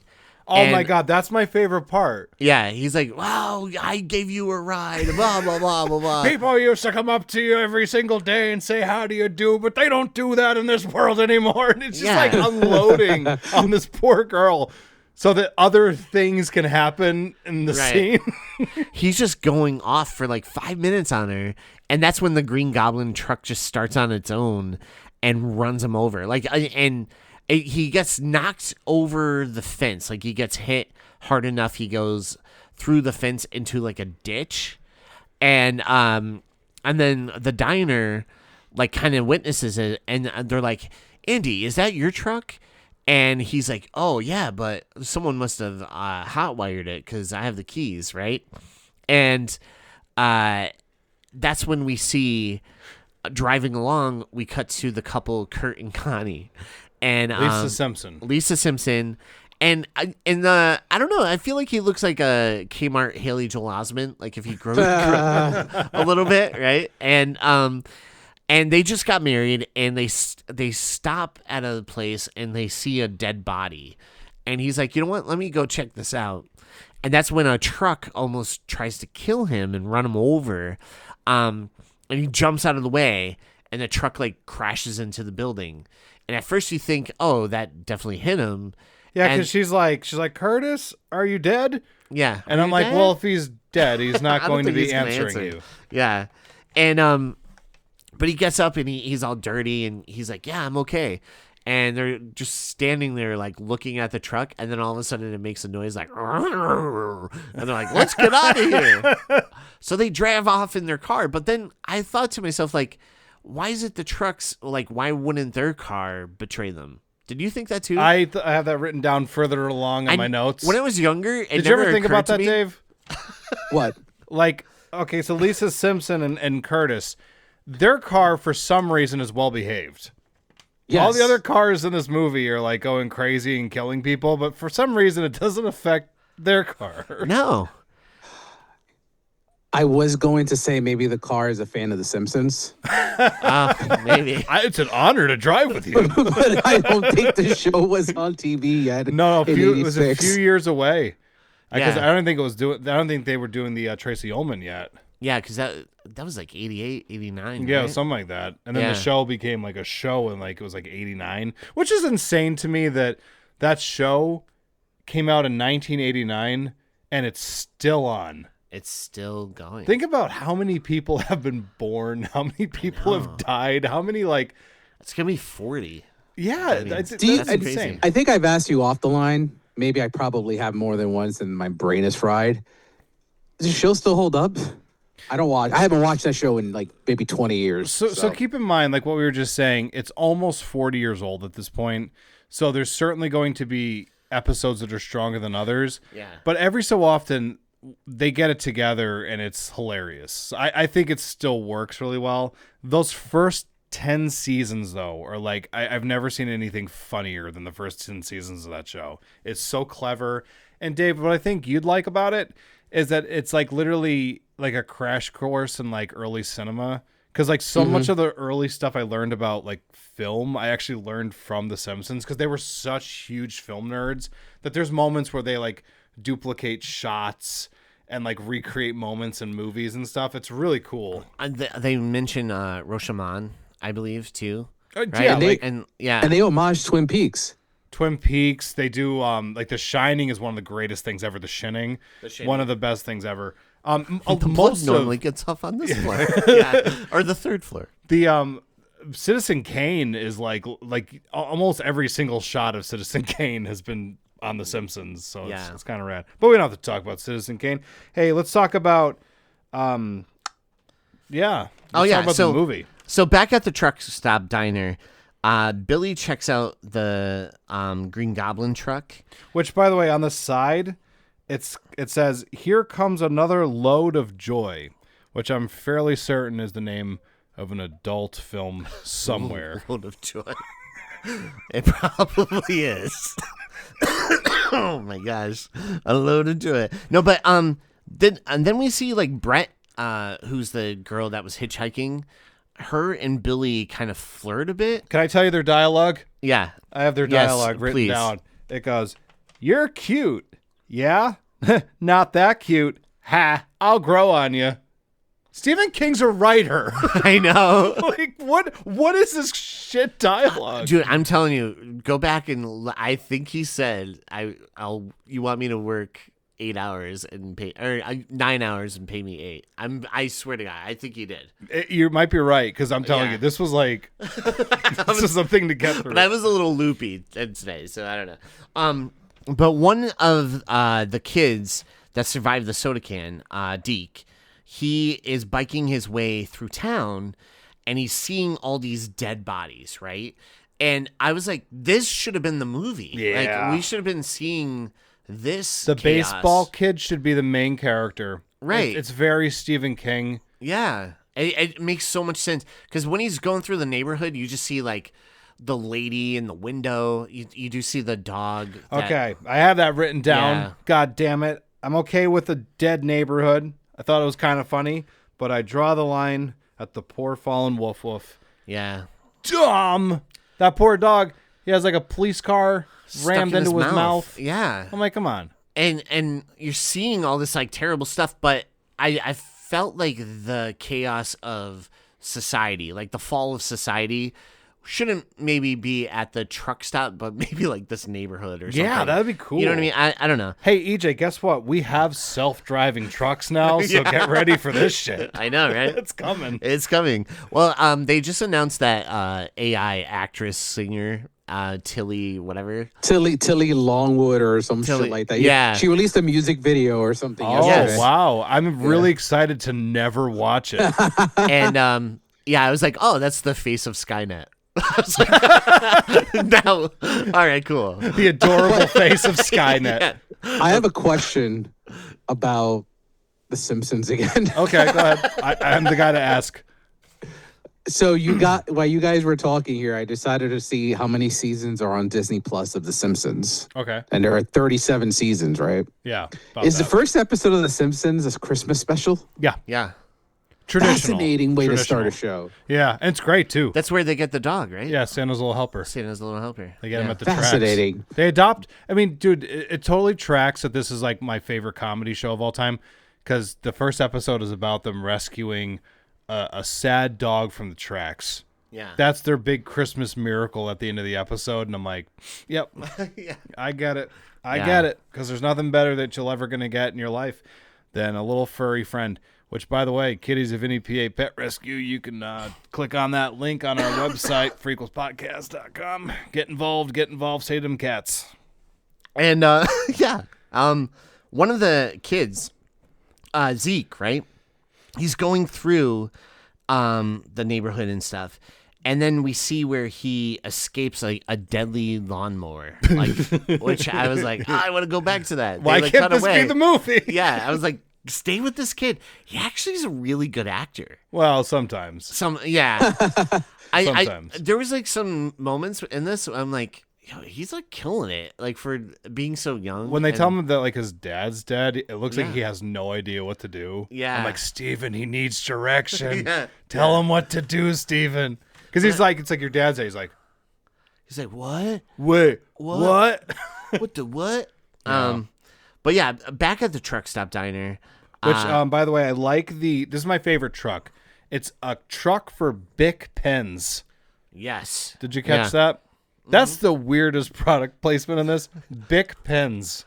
They're like, yeah, could you put our product in there or something? He's like, I'll put it on a truck. Sure. Oh, you know what? I guess it makes sense that a writer Oh, would be right. like, he probably had a lot of Bic pens. Yeah, he probably did. I'm actually kind of charmed by that, actually thinking about You know, it. he actually gave away his high school pen Don't. to Brittany from Friday the 13th, Part 8.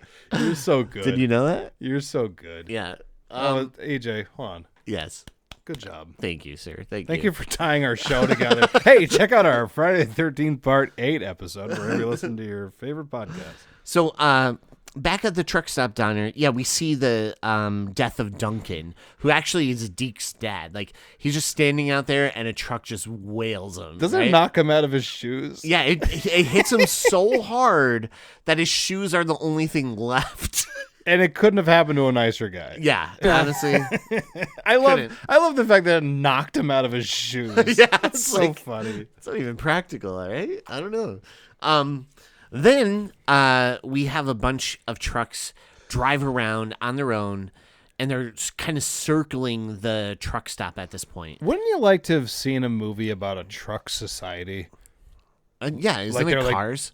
Yeah, well, no, but I mean, like, they're like murderous trucks. What if this is like a prequel to Cars? To Cars? Ooh, maybe. Yo. Do you think like they're like over at Pixar they were like, you know, what if we took that Maximum Overdrive movie? Dude, it wouldn't surprise me because I feel like Pixar is always doing that. Like they're like, you have a thing up your ass about them, don't you? No, Wall-E is basically Short Circuit, right? Like I feel like the design and everything, he looks like Johnny Five. He looks a little like him. It's true. Yeah, except like Wall-E, it turned out to be like a prophecy, and then Monsters Incorporated is just Little Monsters with Howie Mandel and Fred Savage.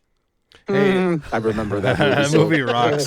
Yeah. Fred and Ben are in that, isn't it? Yeah, Ben's his younger brother. Yeah. And Daniel Stern, tying it back to Daniel Stern. That's weird. Yeah. Because he's in the Wonder Years. He's the voiceover. Yeah, he's their father in that movie. Weird. Yeah, that movie rocks. I love Little Monsters. I like the Wonder Years. Me too. I always wanted to have like a voiceover in my head all the time where it's just kind of like, that's when I realized that my childhood had officially died. I thought back to those times with Paul Pfeiffer and Winnie Cooper over at Harper's Woods. I remember being with Winnie Have Cooper. you ever watched that show? Like, since I haven't seen that show in so long. Every so often. Oh, it's great. It's really, really good because it gets to that weird excitement and pain of growing up. Like, it does a really good job. And I also like that Kevin actually is kind of an asshole. Right. He's not like a perfect, like a perfect kid. He's kind of making mistakes all the time. Yeah, he's selfish and he's shitty, but it's like he learns the right lesson at the wrong time sometimes. Mm-hmm. Like he'll do the damage and then learn that like it was a bad thing to do, and they let it sit. Like that's a really good show. You know what I noticed about this episode? What's that? We love talking about everything except this movie. I mean, I think we're almost done, right? Because Duncan's dead, so we're like kind of near the end. Yeah. That is a funny observation, though, how much we've talked about outside of the movie. We've gone from like Pixar to Zack Snyder's movies to The Simpsons. And we came back to The Simpsons. We're talking about how good the Wonder Years was. And the Wonder Years, yeah. But so Connie and Kurt are on the highway, and they run into some truck hell-bent on killing them. And that's when they arrive at the truck stop. And I like when Lisa Simpson yells, "Why is this happening?" And I just imagine all the producers yelling that it's Stephen King throughout the whole production. Yeah, why is this happening? He's like, trust me, the audience is gonna love it. No, I'm sorry. No, I was gonna. Yeah, there you go. I was gonna say it has to be like, trust me. I need more Bic pins. For writing? No, for snorting. Guaranteed to jack you up. He just puts all his coke in the pen. Guaranteed to jet. Hey, Robert Rodriguez, you did a good idea for a movie. Yeah. So that was a faculty reference. Kurt and Connie race into the Circle diner, and their car gets ripped apart. Wait, I'm sorry. Wasn't there a point where the truck that was going after them, it like rolled off the road, and then it sits and blows up for no reason? That made me laugh, but go on. And also there's this ice cream truck. I forgot to mention that earlier, that you think is going to be important because the kid is like, oh no. And it's not. Nothing happens with it. So anyways, they get into the diner. And those two look like they would have spent their honeymoon at a place called the Dixie Boy Truck Stop. Yeah. She does have like a weird, very southern accent. Yeah, they look like... Yeah. I was like, Yeah, okay. You're in like one of the Carolinas, but I don't know, man. Dude, they just got married and they were literally on their way to that truck stop to have their honeymoon. We got to get there. I told you I'd take you to the Dixie Boy truck stop someday. And then this is also when we see Deke, the kid. He hears a plane going by playing Rise of the Valkyrie, and I was like, oh, this is probably important too. Never comes back to that, like nope, the plane or anything, but he just hides, and then you're thinking, oh, something's gonna be up with that plane later on, and it just disappears. Yeah. Did the married couple blow past the cars yet? Oh yeah. Okay. Yeah, they made it into Why the diner. didn't they just do what they did in Shaun of the Dead and pretend? Oh, right, to be a car, just walk in a circle with them. All they had to do was just act like they weren't being suspicious. Right. Yeah. That's a great moment, by the way, Shaun of the Dead. Hey, want to talk about Shaun of the Dead instead of this movie?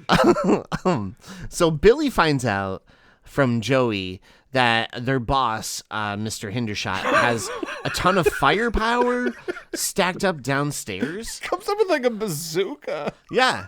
And they go downstairs and you see walls of machine guns, grenades, explosive devices. And you're like, why is this all under your truck stop, sir? And like, why does he have all that? I think it was going to be like a thing, like a giveaway. Like if you buy like a number of burgers and you know what I mean? Like you gather up points, you get a free bazooka. Congratulations, you're our 1,000th customer. Here's a machine gun. Wow. Great. I'm 9 years old. But that's when Mr. Hendershot comes downstairs and he's like, oh, he catches them and warns them, and he brings up Billy's past in front of Brett, right? The love interest. And who's like slowly starts to look like Adrienne Barbeau. Yeah. Her hair goes from like, oh, that's a cool style to what's going on there? Like when she's in the car, like she kind of looks like the cowgirl in Black Phone 2. Yeah. She kind of has like that kind of vibe, like the girl on the horse. Yeah. And then slowly throughout the movie, she starts turning into Adrienne Barbeau in Creepshow. 100%. Like her hair just gets higher. Yeah, it just goes higher and curlier. And yeah, and you're like, it doesn't even look like the same person. No, when she first gets there. I'm almost 100% certain that they just recasted her. Yeah. Oh, by the way, my notes I put when they were like looking at all the guns.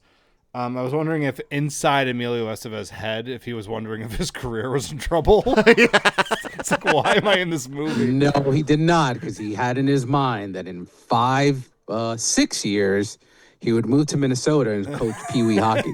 Yeah, and steal America's heart. Yep. So then we see where, like Mr. Hendershot brings up Billy's past, and you would think, oh yeah, that's gonna be a problem, right? And maybe Brett will be like turned off by Billy's past, but instead she's like, I don't care.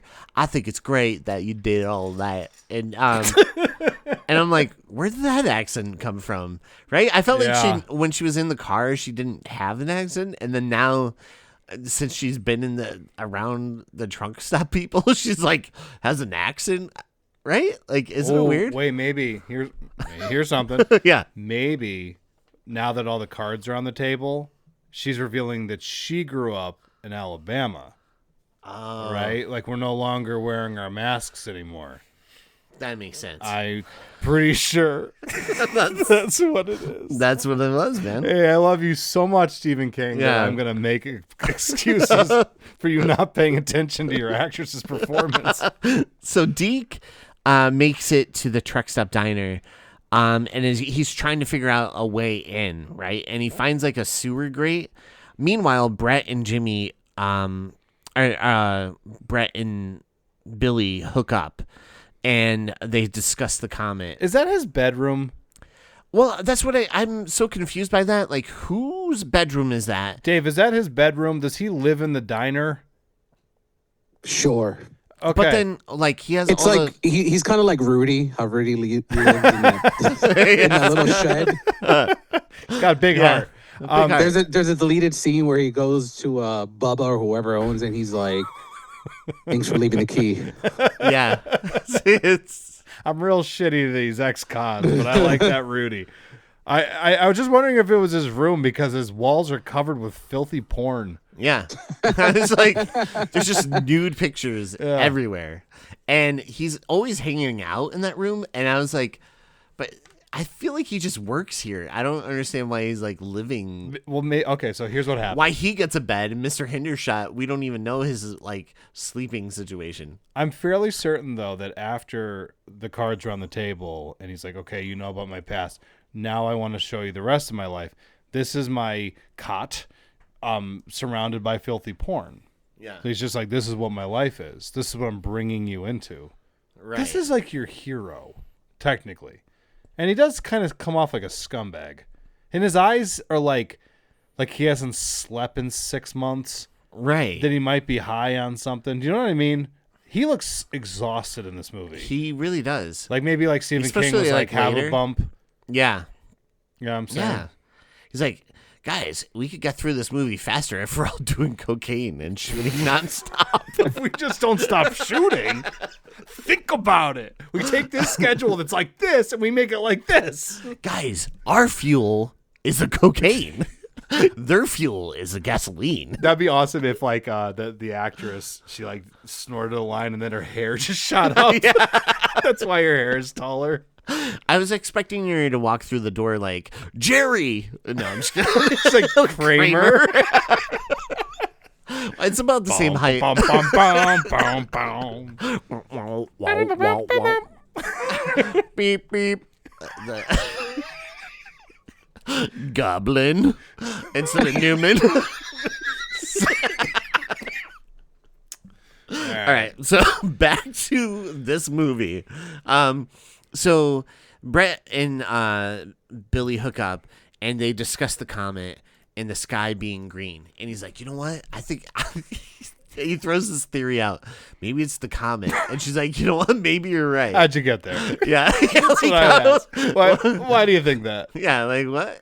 Yeah, okay. Oh yeah, so you thought that the comet possessed all the trucks. You're thinking outside the box. Yeah, I was like, all right. Let's just give it an That's explanation. our protagonist. Yeah, Stephen King's I like, guess. just move past it, move past it. I'm coming down from my high. Move on. Quick. And then at this point, we see the waitress, and this is the first time she loses her cool. Oh my God. So Dave, as far as performances go, with the Oscars coming up, Oh, great. Thanks for the tough questions coming in. this waitress, this performance of "We Made You," We made you. Don't you understand?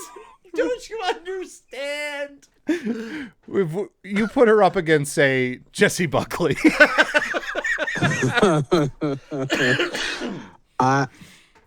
I don't know. It's gonna be tough. No, It's Yeah. right on par in terms of performances. just say it. Maximum Overdrive gets the Oscar. I think so. It's like if we're doing that and we're looking at a lead actor and we get the guy from Trolls and you show the Oscar clip of like, they're eating her. Oh my God. And they're gonna eat me. Oh my God. Dave, next time you're on here, we are covering Troll 2. Trolls too. Yes. I Yes. mean, I just bought Absolutely. because I'm an asshole. I just spent $40 on a 4K at Monster Mania last week. So sure. And that's why I love you, Dave. Yeah, I love it. Because you buy trash with us. Hey, with that that's actress, okay. in all seriousness, with that actress's performance right there, was there not someone on set that could have just come over and said, maybe it shouldn't? Let's turn it down a little bit. And they had money. The budget was $9 million, so it's not like they couldn't reshoot that. Yeah, but like at least like $8 million went to coke. yeah. They had a cocaine budget. Fucking Stephen King was like Scarface by the end of the production.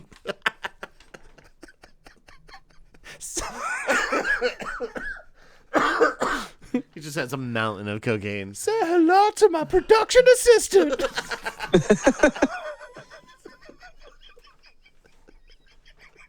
It's like, why? What can this person do for us? Get you more cocaine, of course. Say hello to my production assistant. That was good. That was really good.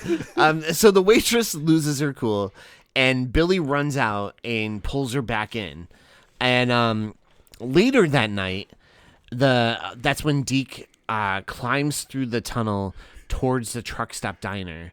Emilio crawled through a river of shit. Only to come out clean on the other side. The same guy who wrote this movie wrote The Shawshank Redemption. Yeah. Please don't ever forget that. Yeah. Oh, God. Emilio crawled through a river of shit. Only to come out clean on the other side.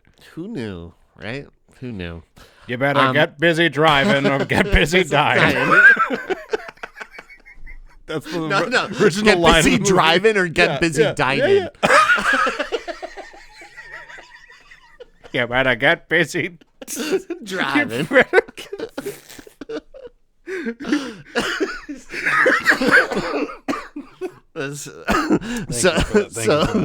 The group in the diner hear Camp yelling out for help. He's like, "Oh, help me! I'm still alive out here!" And so two of the people run out and try to go and save him. And it's Kurt and Billy. And at first, like, Connie is like, "Oh, Kurt, don't go." And he's like, "Oh, I gotta." And he has he's loaded up on weapons now, and he's kind of got like a John McClane look. He has like the tank top and a belt around it, like his chest. Who wore it better?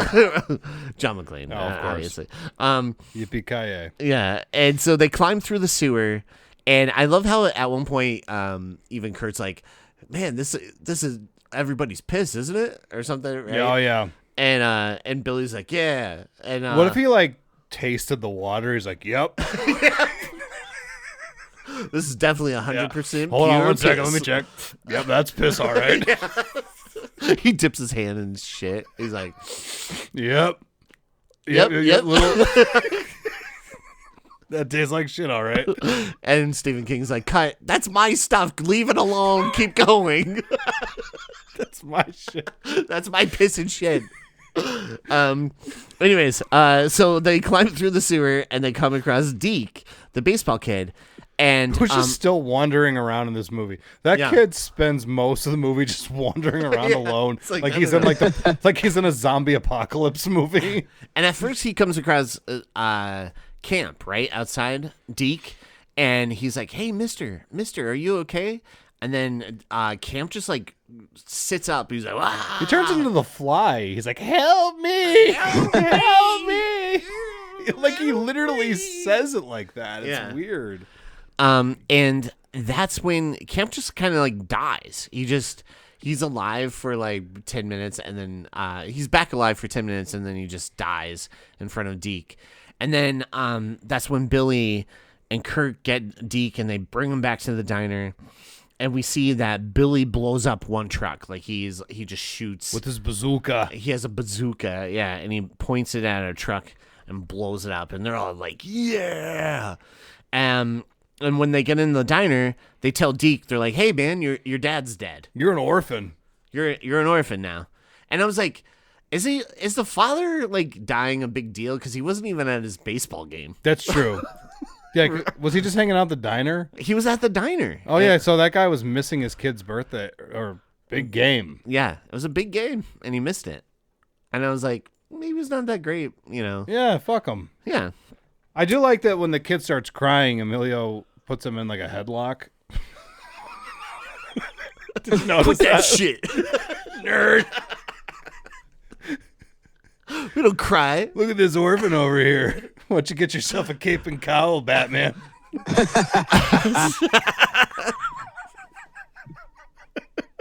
I did think it was very nice of him though when he was like quack, quack, quack, quack, and Deke was like, I get it, buddy." She's like, "District Bob, buddy, buddy."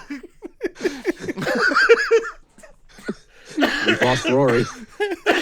Oh man! So then they get back, and the next day we see a bulldozer shows up and wrecks part of the restaurant. And then there's like this Jeep with a machine gun. He turns it into a drive-in. Yeah, basically. He drives through. It's a drive-through. Yeah. And then there's this machine gun that's like attached to a Jeep, right? Mm-hmm. And it's not even like a Jeep. I don't know what that vehicle Dude, this is. felt like this felt like Looney Tunes.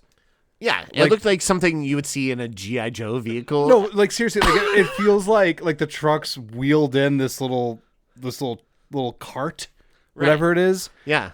And there's a little like gun on the top of it. Yeah, it looks like a mining cart, like yeah. Dude, it's so weird. Prospectors would use. It's shot like a comedy wide. Like it's just supposed to be like this funny thing that it just wheels into the scene, and it's like, what's that thing gonna do? And it's just like, yeah, it just starts shooting up the diner, and it actually kills Mr. Hendershot first. And then along with like 5 or 6 other people. One guy takes a whole barrage of bullets, and he's just doing that like thing. Yeah, he went Willem Dafoe. Yeah. He just did the platoon. Yeah. Dude, it's really funny. I was like, all right.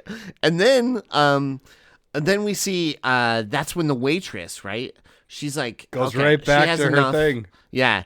And she goes outside, and she's like, you know what? Maybe they didn't hear me the first time. Maybe I should be louder and bigger. I don't think I was big enough last time. And then she's like, we made you. We made you. Don't you understand? And I love the way she delivers that, don't you understand? Because it's just like, I don't know, like so dramatic. Oh, it's so good. It's something like she's on a different level than everybody else in this movie. And then, and she gets shot.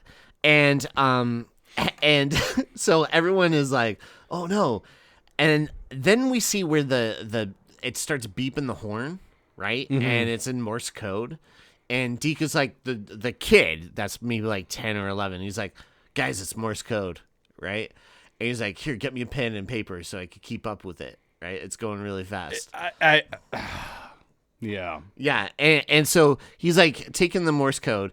And basically, you know what I translated to, right? It said, I'm Lord Humongous. Give me your gasoline and walk away. Which I was like, I think that's in a different movie. I'm for sure you lifted that from George Miller. George Miller's going to have words with you. Give me your gasoline and walk away. So Billy goes out. And he's like, okay, if they want gasoline, we'll give them gasoline. I'll just have to turn the pumps on. So he walks out past the machine gun, and like the machine gun kind of turns with him walking. I know, dude. I'm telling you, it's like a Looney Tunes. It's so goofy. I love it though. And so he walks past the gun like it's like a guard, right? And it's just so funny. I wish like Emilio tried to run away, and the machine gun's just like, don't even think about it. Don't even think. One's like beep beep beep. And so then that's when Billy turns on the pumps, and we get him filling up a truck, and that's when the music kicks in with Hell's Bells. I wish like when he was filling up the trucks were making like sexual noises. It's like, oh yeah. I find that scene to be so funny because by the end of it, it's a great scene, but by the end of it, he's so exhausted. Like he just went through like the Sahara. Yeah. He was pumping real hard for those trucks. He was beating that shit like it owed him money. And you just have this huge montage. Even Brett looks like she had enough, right? She's like, I'm sick of feeding these things. And then I'm telling you, only a person on a tremendous amount of cocaine could come up with this. Right. This is the weirdest thing. When you think about all the movies we've covered, this has to be the weirdest moment. Yeah, it's pretty weird. The actual pumping of the gas, or that's like what after? they want. The trucks are just causing all this chaos, and all that they want for some type of peace is just to be filled up. Yeah, like, just fill it up. That's it. And we see lines of trucks in the montage, like coming to this gas station. They're all waiting their turn. Like there's a mail-in rebate with the gas or something. And so you just see all these like trucks lined up. And yeah, Emilio, Billy, at the end of it, he's exhausted. He's like drained. And Andy comes to pick him up, and he's like, "They don't get it, man. We're just human. We're not machines like they are. They just want us to keep going and going. They're supposed to keep pumping and pumping harder. And I pumped as much as I could. yeah, I can't pump pumped anymore. as much as I could." And then at one point, Billy's like, tired and exhausted. And one truck We're comes out of along. gas. One fuel truck comes along and it's like bumping him. He's like, "Hey, what do you want from me?" Yeah, it's like nudging him. Leave me alone. Like, this is the weirdest thing. It's like a bully. It's like pushing him along. Come on, keep moving. Yeah, and I was just like, this is great. Like, This is when the movie really becomes like a classic for me. yeah. The truck just bullying him. Like, keep moving. You're not done yet. He's like, "I'm going, man." You got more pumping left in you. And then it spits out like one of the tubes so like he can put more gas in there, right? And then he lines it up. And then at one point, he's like, "Oh, you know what? F this." So he has like a grenade and he slips it into the machine gun Jeep and blows it up. And he's like, "Yeah." And I wish it made a noise like,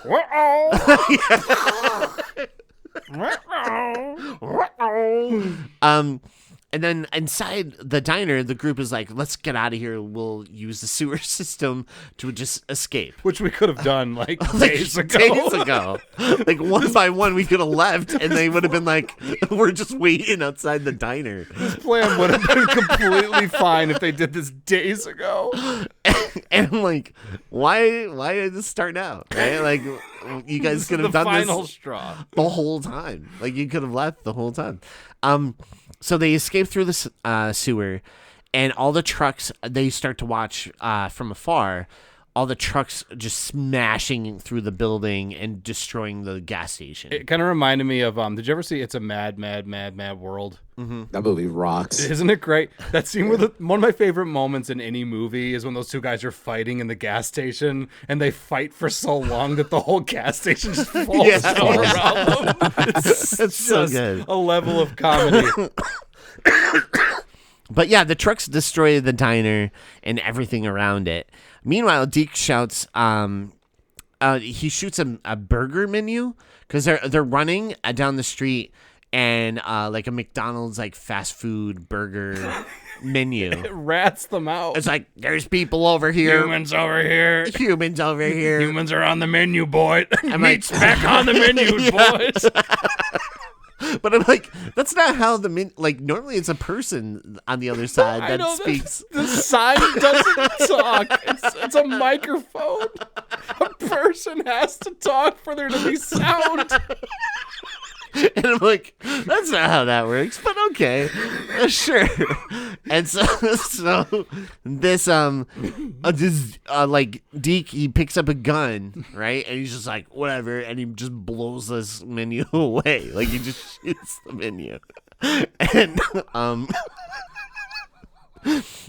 so the group gets to the boats, right? Because this was Billy's plan the whole time. He's like, "You know what I want to do? I want to get to a boat and just sail to the middle of wherever, and we could get out of here," right? And everyone's like, "Yeah, that sounds Whatever, great. we got- Yeah. This sounds like Dawn of the Dead Sure. remake. Let's do it." So they all get in the boat. Where are we going? Truck Island. Truck Island. Nothing bad'll happen there. And so that's when the Green Goblin shows up.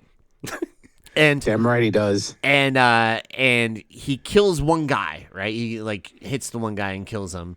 And Billy's like, "All right, I got a rocket launcher," and just shoots and kills the Green Goblin. And then the truck The yells first- out, "Avenge me! Avenge me!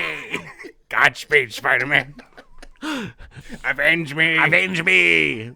No! I'm something of a truck myself. I'm something of a semi-truck myself." So then I was like, "Oh, that's Spider-Man just needs a rocket launcher." Yes. That would really solve this Norman Osborn problem. Yeah. I've been punching him all these years. I should just shoot him with a bazooka. Actually, Spider-Man, Batman, Superman would have a lot less issues if they would just use a bazooka on their villains. It's like, why didn't he just do that the whole time? Bane's like, I'm gonna fight you again, Batman. He's like, oh, whatever. Oh, you have my permission to die. Please put down the bazooka. What a lovely, lovely rocket. What a lovely singing voice. So the group, they escape on the boat, and we get another what do you call text, right? Oh, sure. That pops up, and it says that 2 days later, there was a UFO in the sky, and a Russian weather satellite in parentheses. He was definitely high on cocaine writing this, because he was like, this is gonna add so much to the Cold War shit going on right now. He's like, I just saw the Wolverines take on the Russians. Let's do this. And but yeah, so it's like a Russian weather satellite in parentheses shot down the UFO with its missiles and nukes, right? And then 6 days later, the comet finally we were out of the tail of the comet, and the survivors survived. And I was like, they're still survivors. the survivors are still survivors. I love the idea that text told us about a far more interesting series of events to see. I would have liked to have seen the ending of that movie. So there was aliens involved? I know. I would have Is that fucking what they're a saying? UFO was in this movie. When you get to see it, Yeah, I was like, so the whole world's taken over by machines, and we're like, let's just focus on this truck stop. this truck stuff. Yeah, it's almost like if like you watch this whole like long boring movie, and then there's like this little screen that came up, and it was like moments later a Godzilla showed up and stomped the shit out of the town. You're like, I want to see that movie. Not this shit. Yeah. But no, it's just really funny because I'm like, wait, there was a UFO involved in this, and maybe aliens? What the hell? We didn't get any of that. We didn't get any of this. But yeah, that's where the movie ends. Mercifully. And I wouldn't say mercifully. You had a great time. I had so much fun with this movie. Not gonna lie to you. This was like, What did Godzilla think? He keeps staring at me this entire movie. well, He's grilling me with his side eye. so right now, you can't see this at home, but there's this Godzilla statue on the table right now, and it's looking at the camera where we see Dave, and he's staring him down, and Dave's getting nervous now. Yeah, because this guy is tough, And he's ripped. he is. He's got atomic breath. He's on Ozempic. Yeah, he was actually like not doing so hot, but he looks good now. He looks good. yeah. Drugs solve everything apparently, but Yeah. Godzilla just leaned into the cocaine for this. yeah, he's like, podcast. I'm like my boy Steven is what he said. But anyway, yeah, the movie's over. So Dave, what are your thoughts on when you recommend this movie? Hold on. I got to put my thoughts together here. I've seen worse. Sure. Was I entertained on a level of Maximum Overdrive and The Secret Agent? I would watch Maximum Overdrive and recommend that more. Wow. Okay.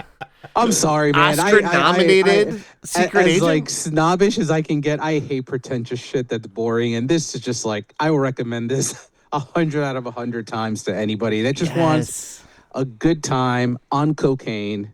Cocaine is a must. Yeah, you need cocaine to enjoy this movie. On a critical side, I think this may be the worst directorial debut of all time. Sure. Yeah, it's pretty bad. Can't think of a worse one. Let me think. Tommy Wiseau. Well, yeah, I mean, yeah. Actually, no. Actually, I think The Room might be better than this. No, I I think would The Room watch is The definitely- Room as a masterpiece. Yeah, that's a certain kind of kind of masterpiece. It's like that's really hard to- perfectly perfect. Yeah. No I one do could make think that like the movie. room is like you guys have talked about it before. I think the movie's pretty perfect. Yeah. Like Yeah. for what it for it's not doing anything right, but like it's doing everything right. Yeah. What's interesting is that no one else on this planet could have made that movie except for Tommy Wiseau. That's what's so special about it. Yeah. Because he thinks he made a great movie. He did. Yeah. Here, Oscar worthy because he put it in theaters for 2 weeks, which is like the amount of time. Yeah. The, To make it for- eligible. Yeah. He wanted it to be in the Oscars. How awesome would it be if that year The Room won the Oscar for Best Picture? I would have loved it. But so you would recommend this perhaps? Question mark. I think I would. Yeah. To the right group. Yeah. To the right group. Like I've learned throughout my years of being a critic that never underestimate the shit people watch, because I remember being online for a press for New York Film Festival screening of Poor Things, and I had a Frankenhooker shirt on, and people were complimenting me. These old, like, snobby New York film critics are like, "Oh, that's a rad shirt." I'm like, "You know what Frankenhooker is?" He's like, "Yeah, I love Frank Henenlotter." I was I'm like- Frankenhooker. I'm like, "Yeah." So awesome. yes, I would recommend it. Cool. Yeah. How about you, Rory?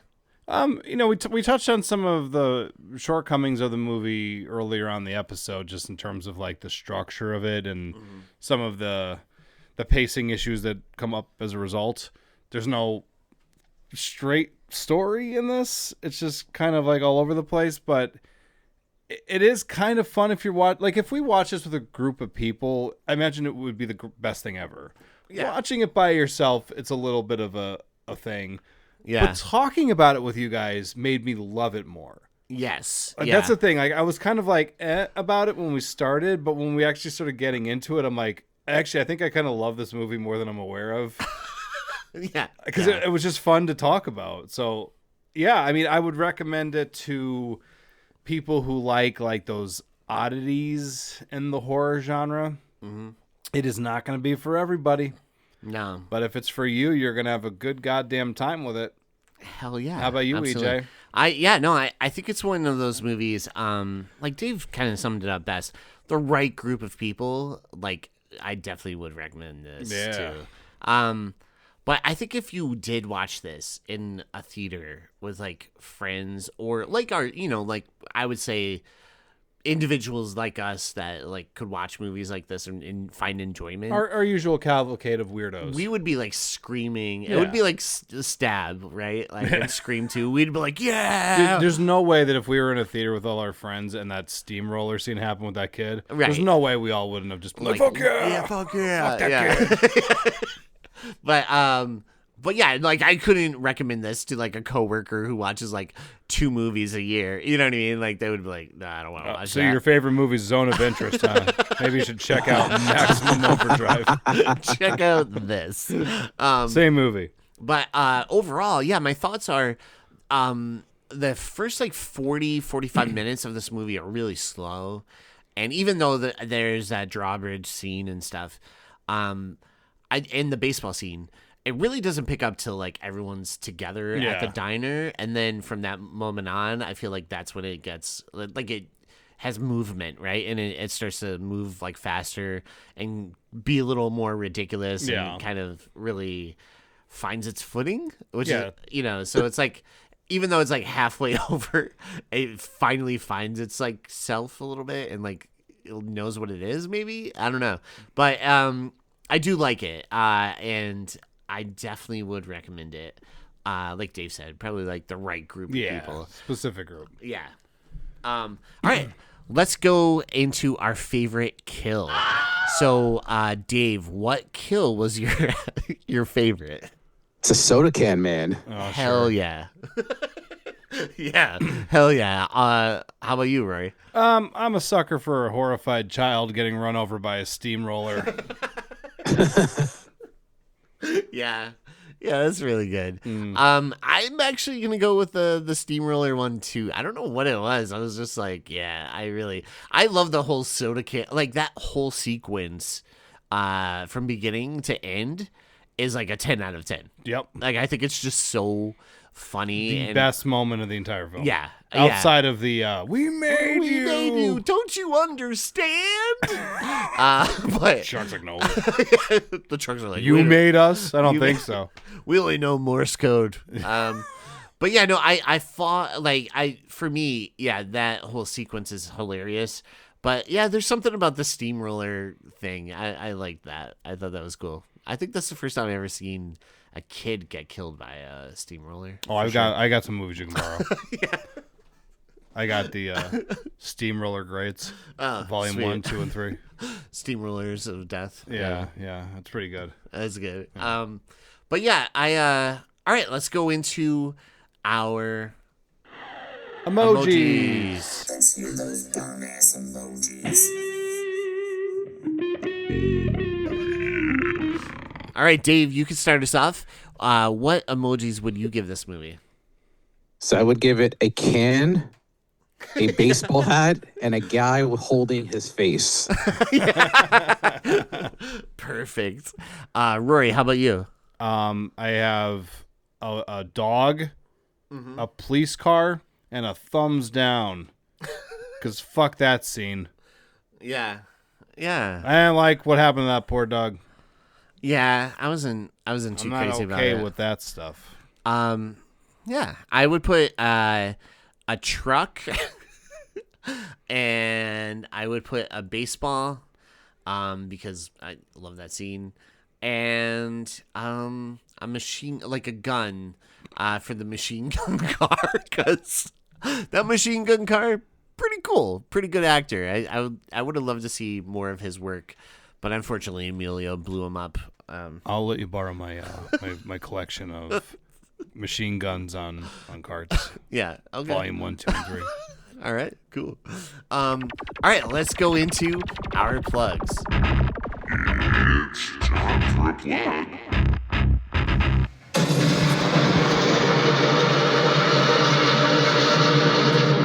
All right, Dave, you can start us off. What do you have to plug, buddy?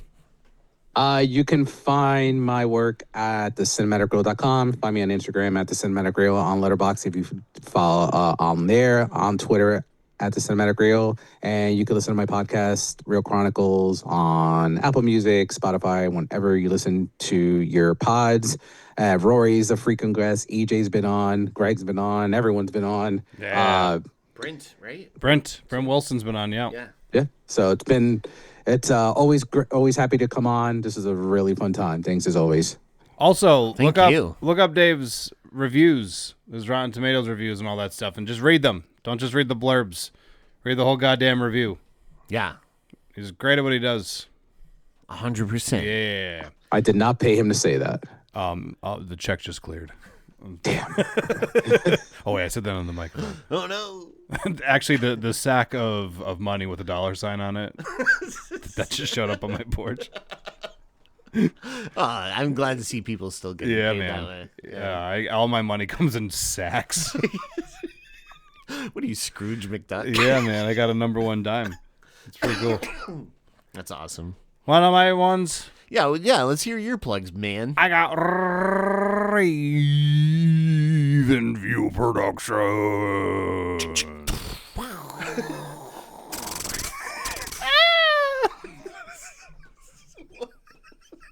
What are these sound effects?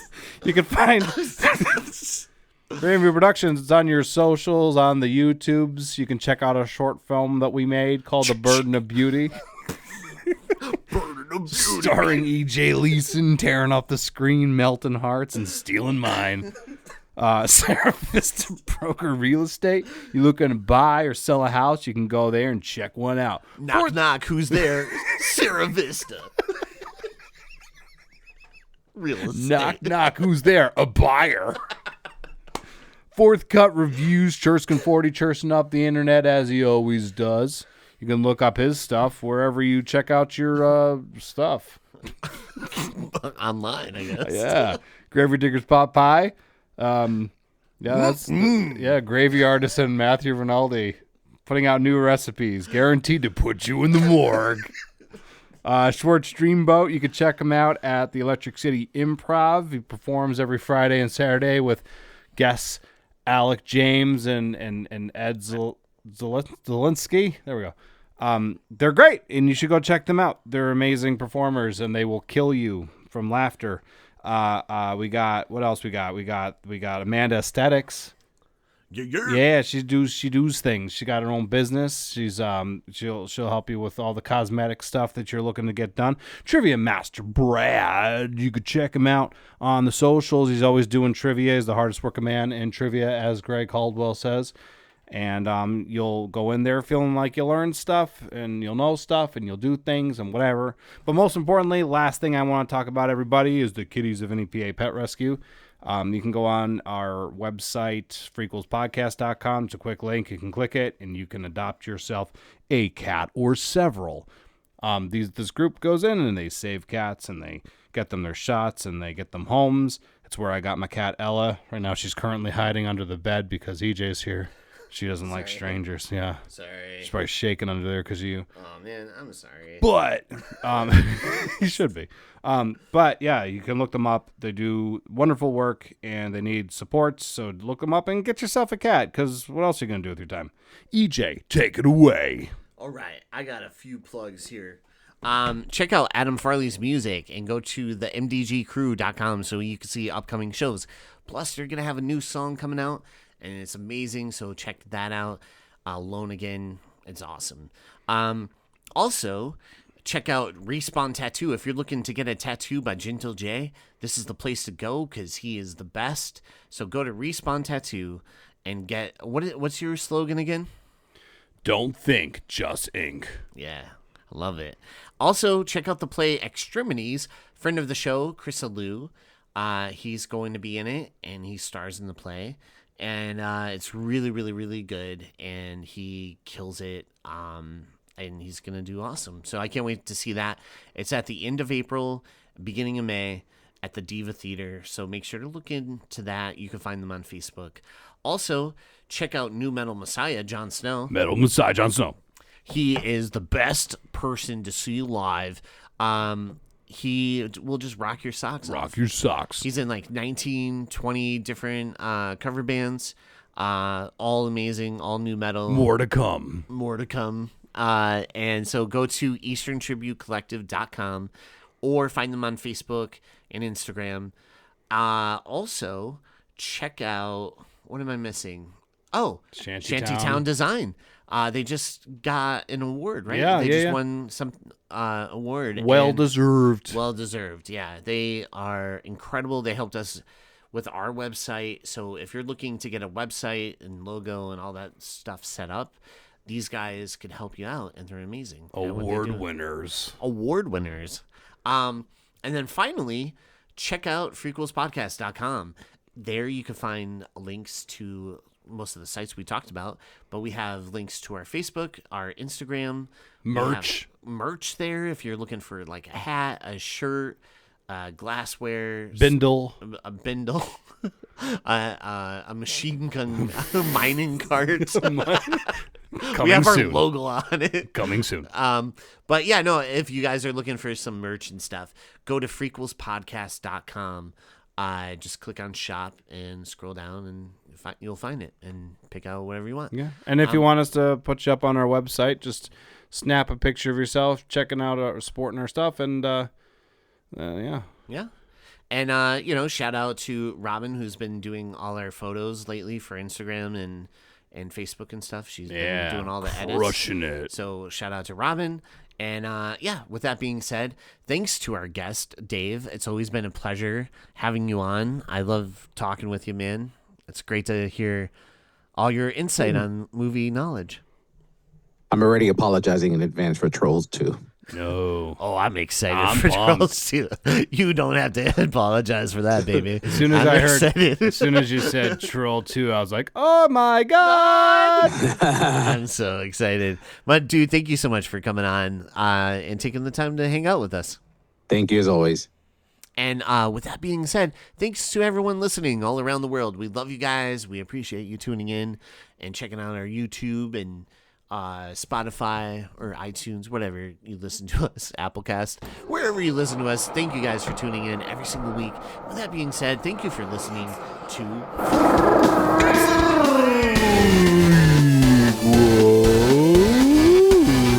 Don't you understand? We made you.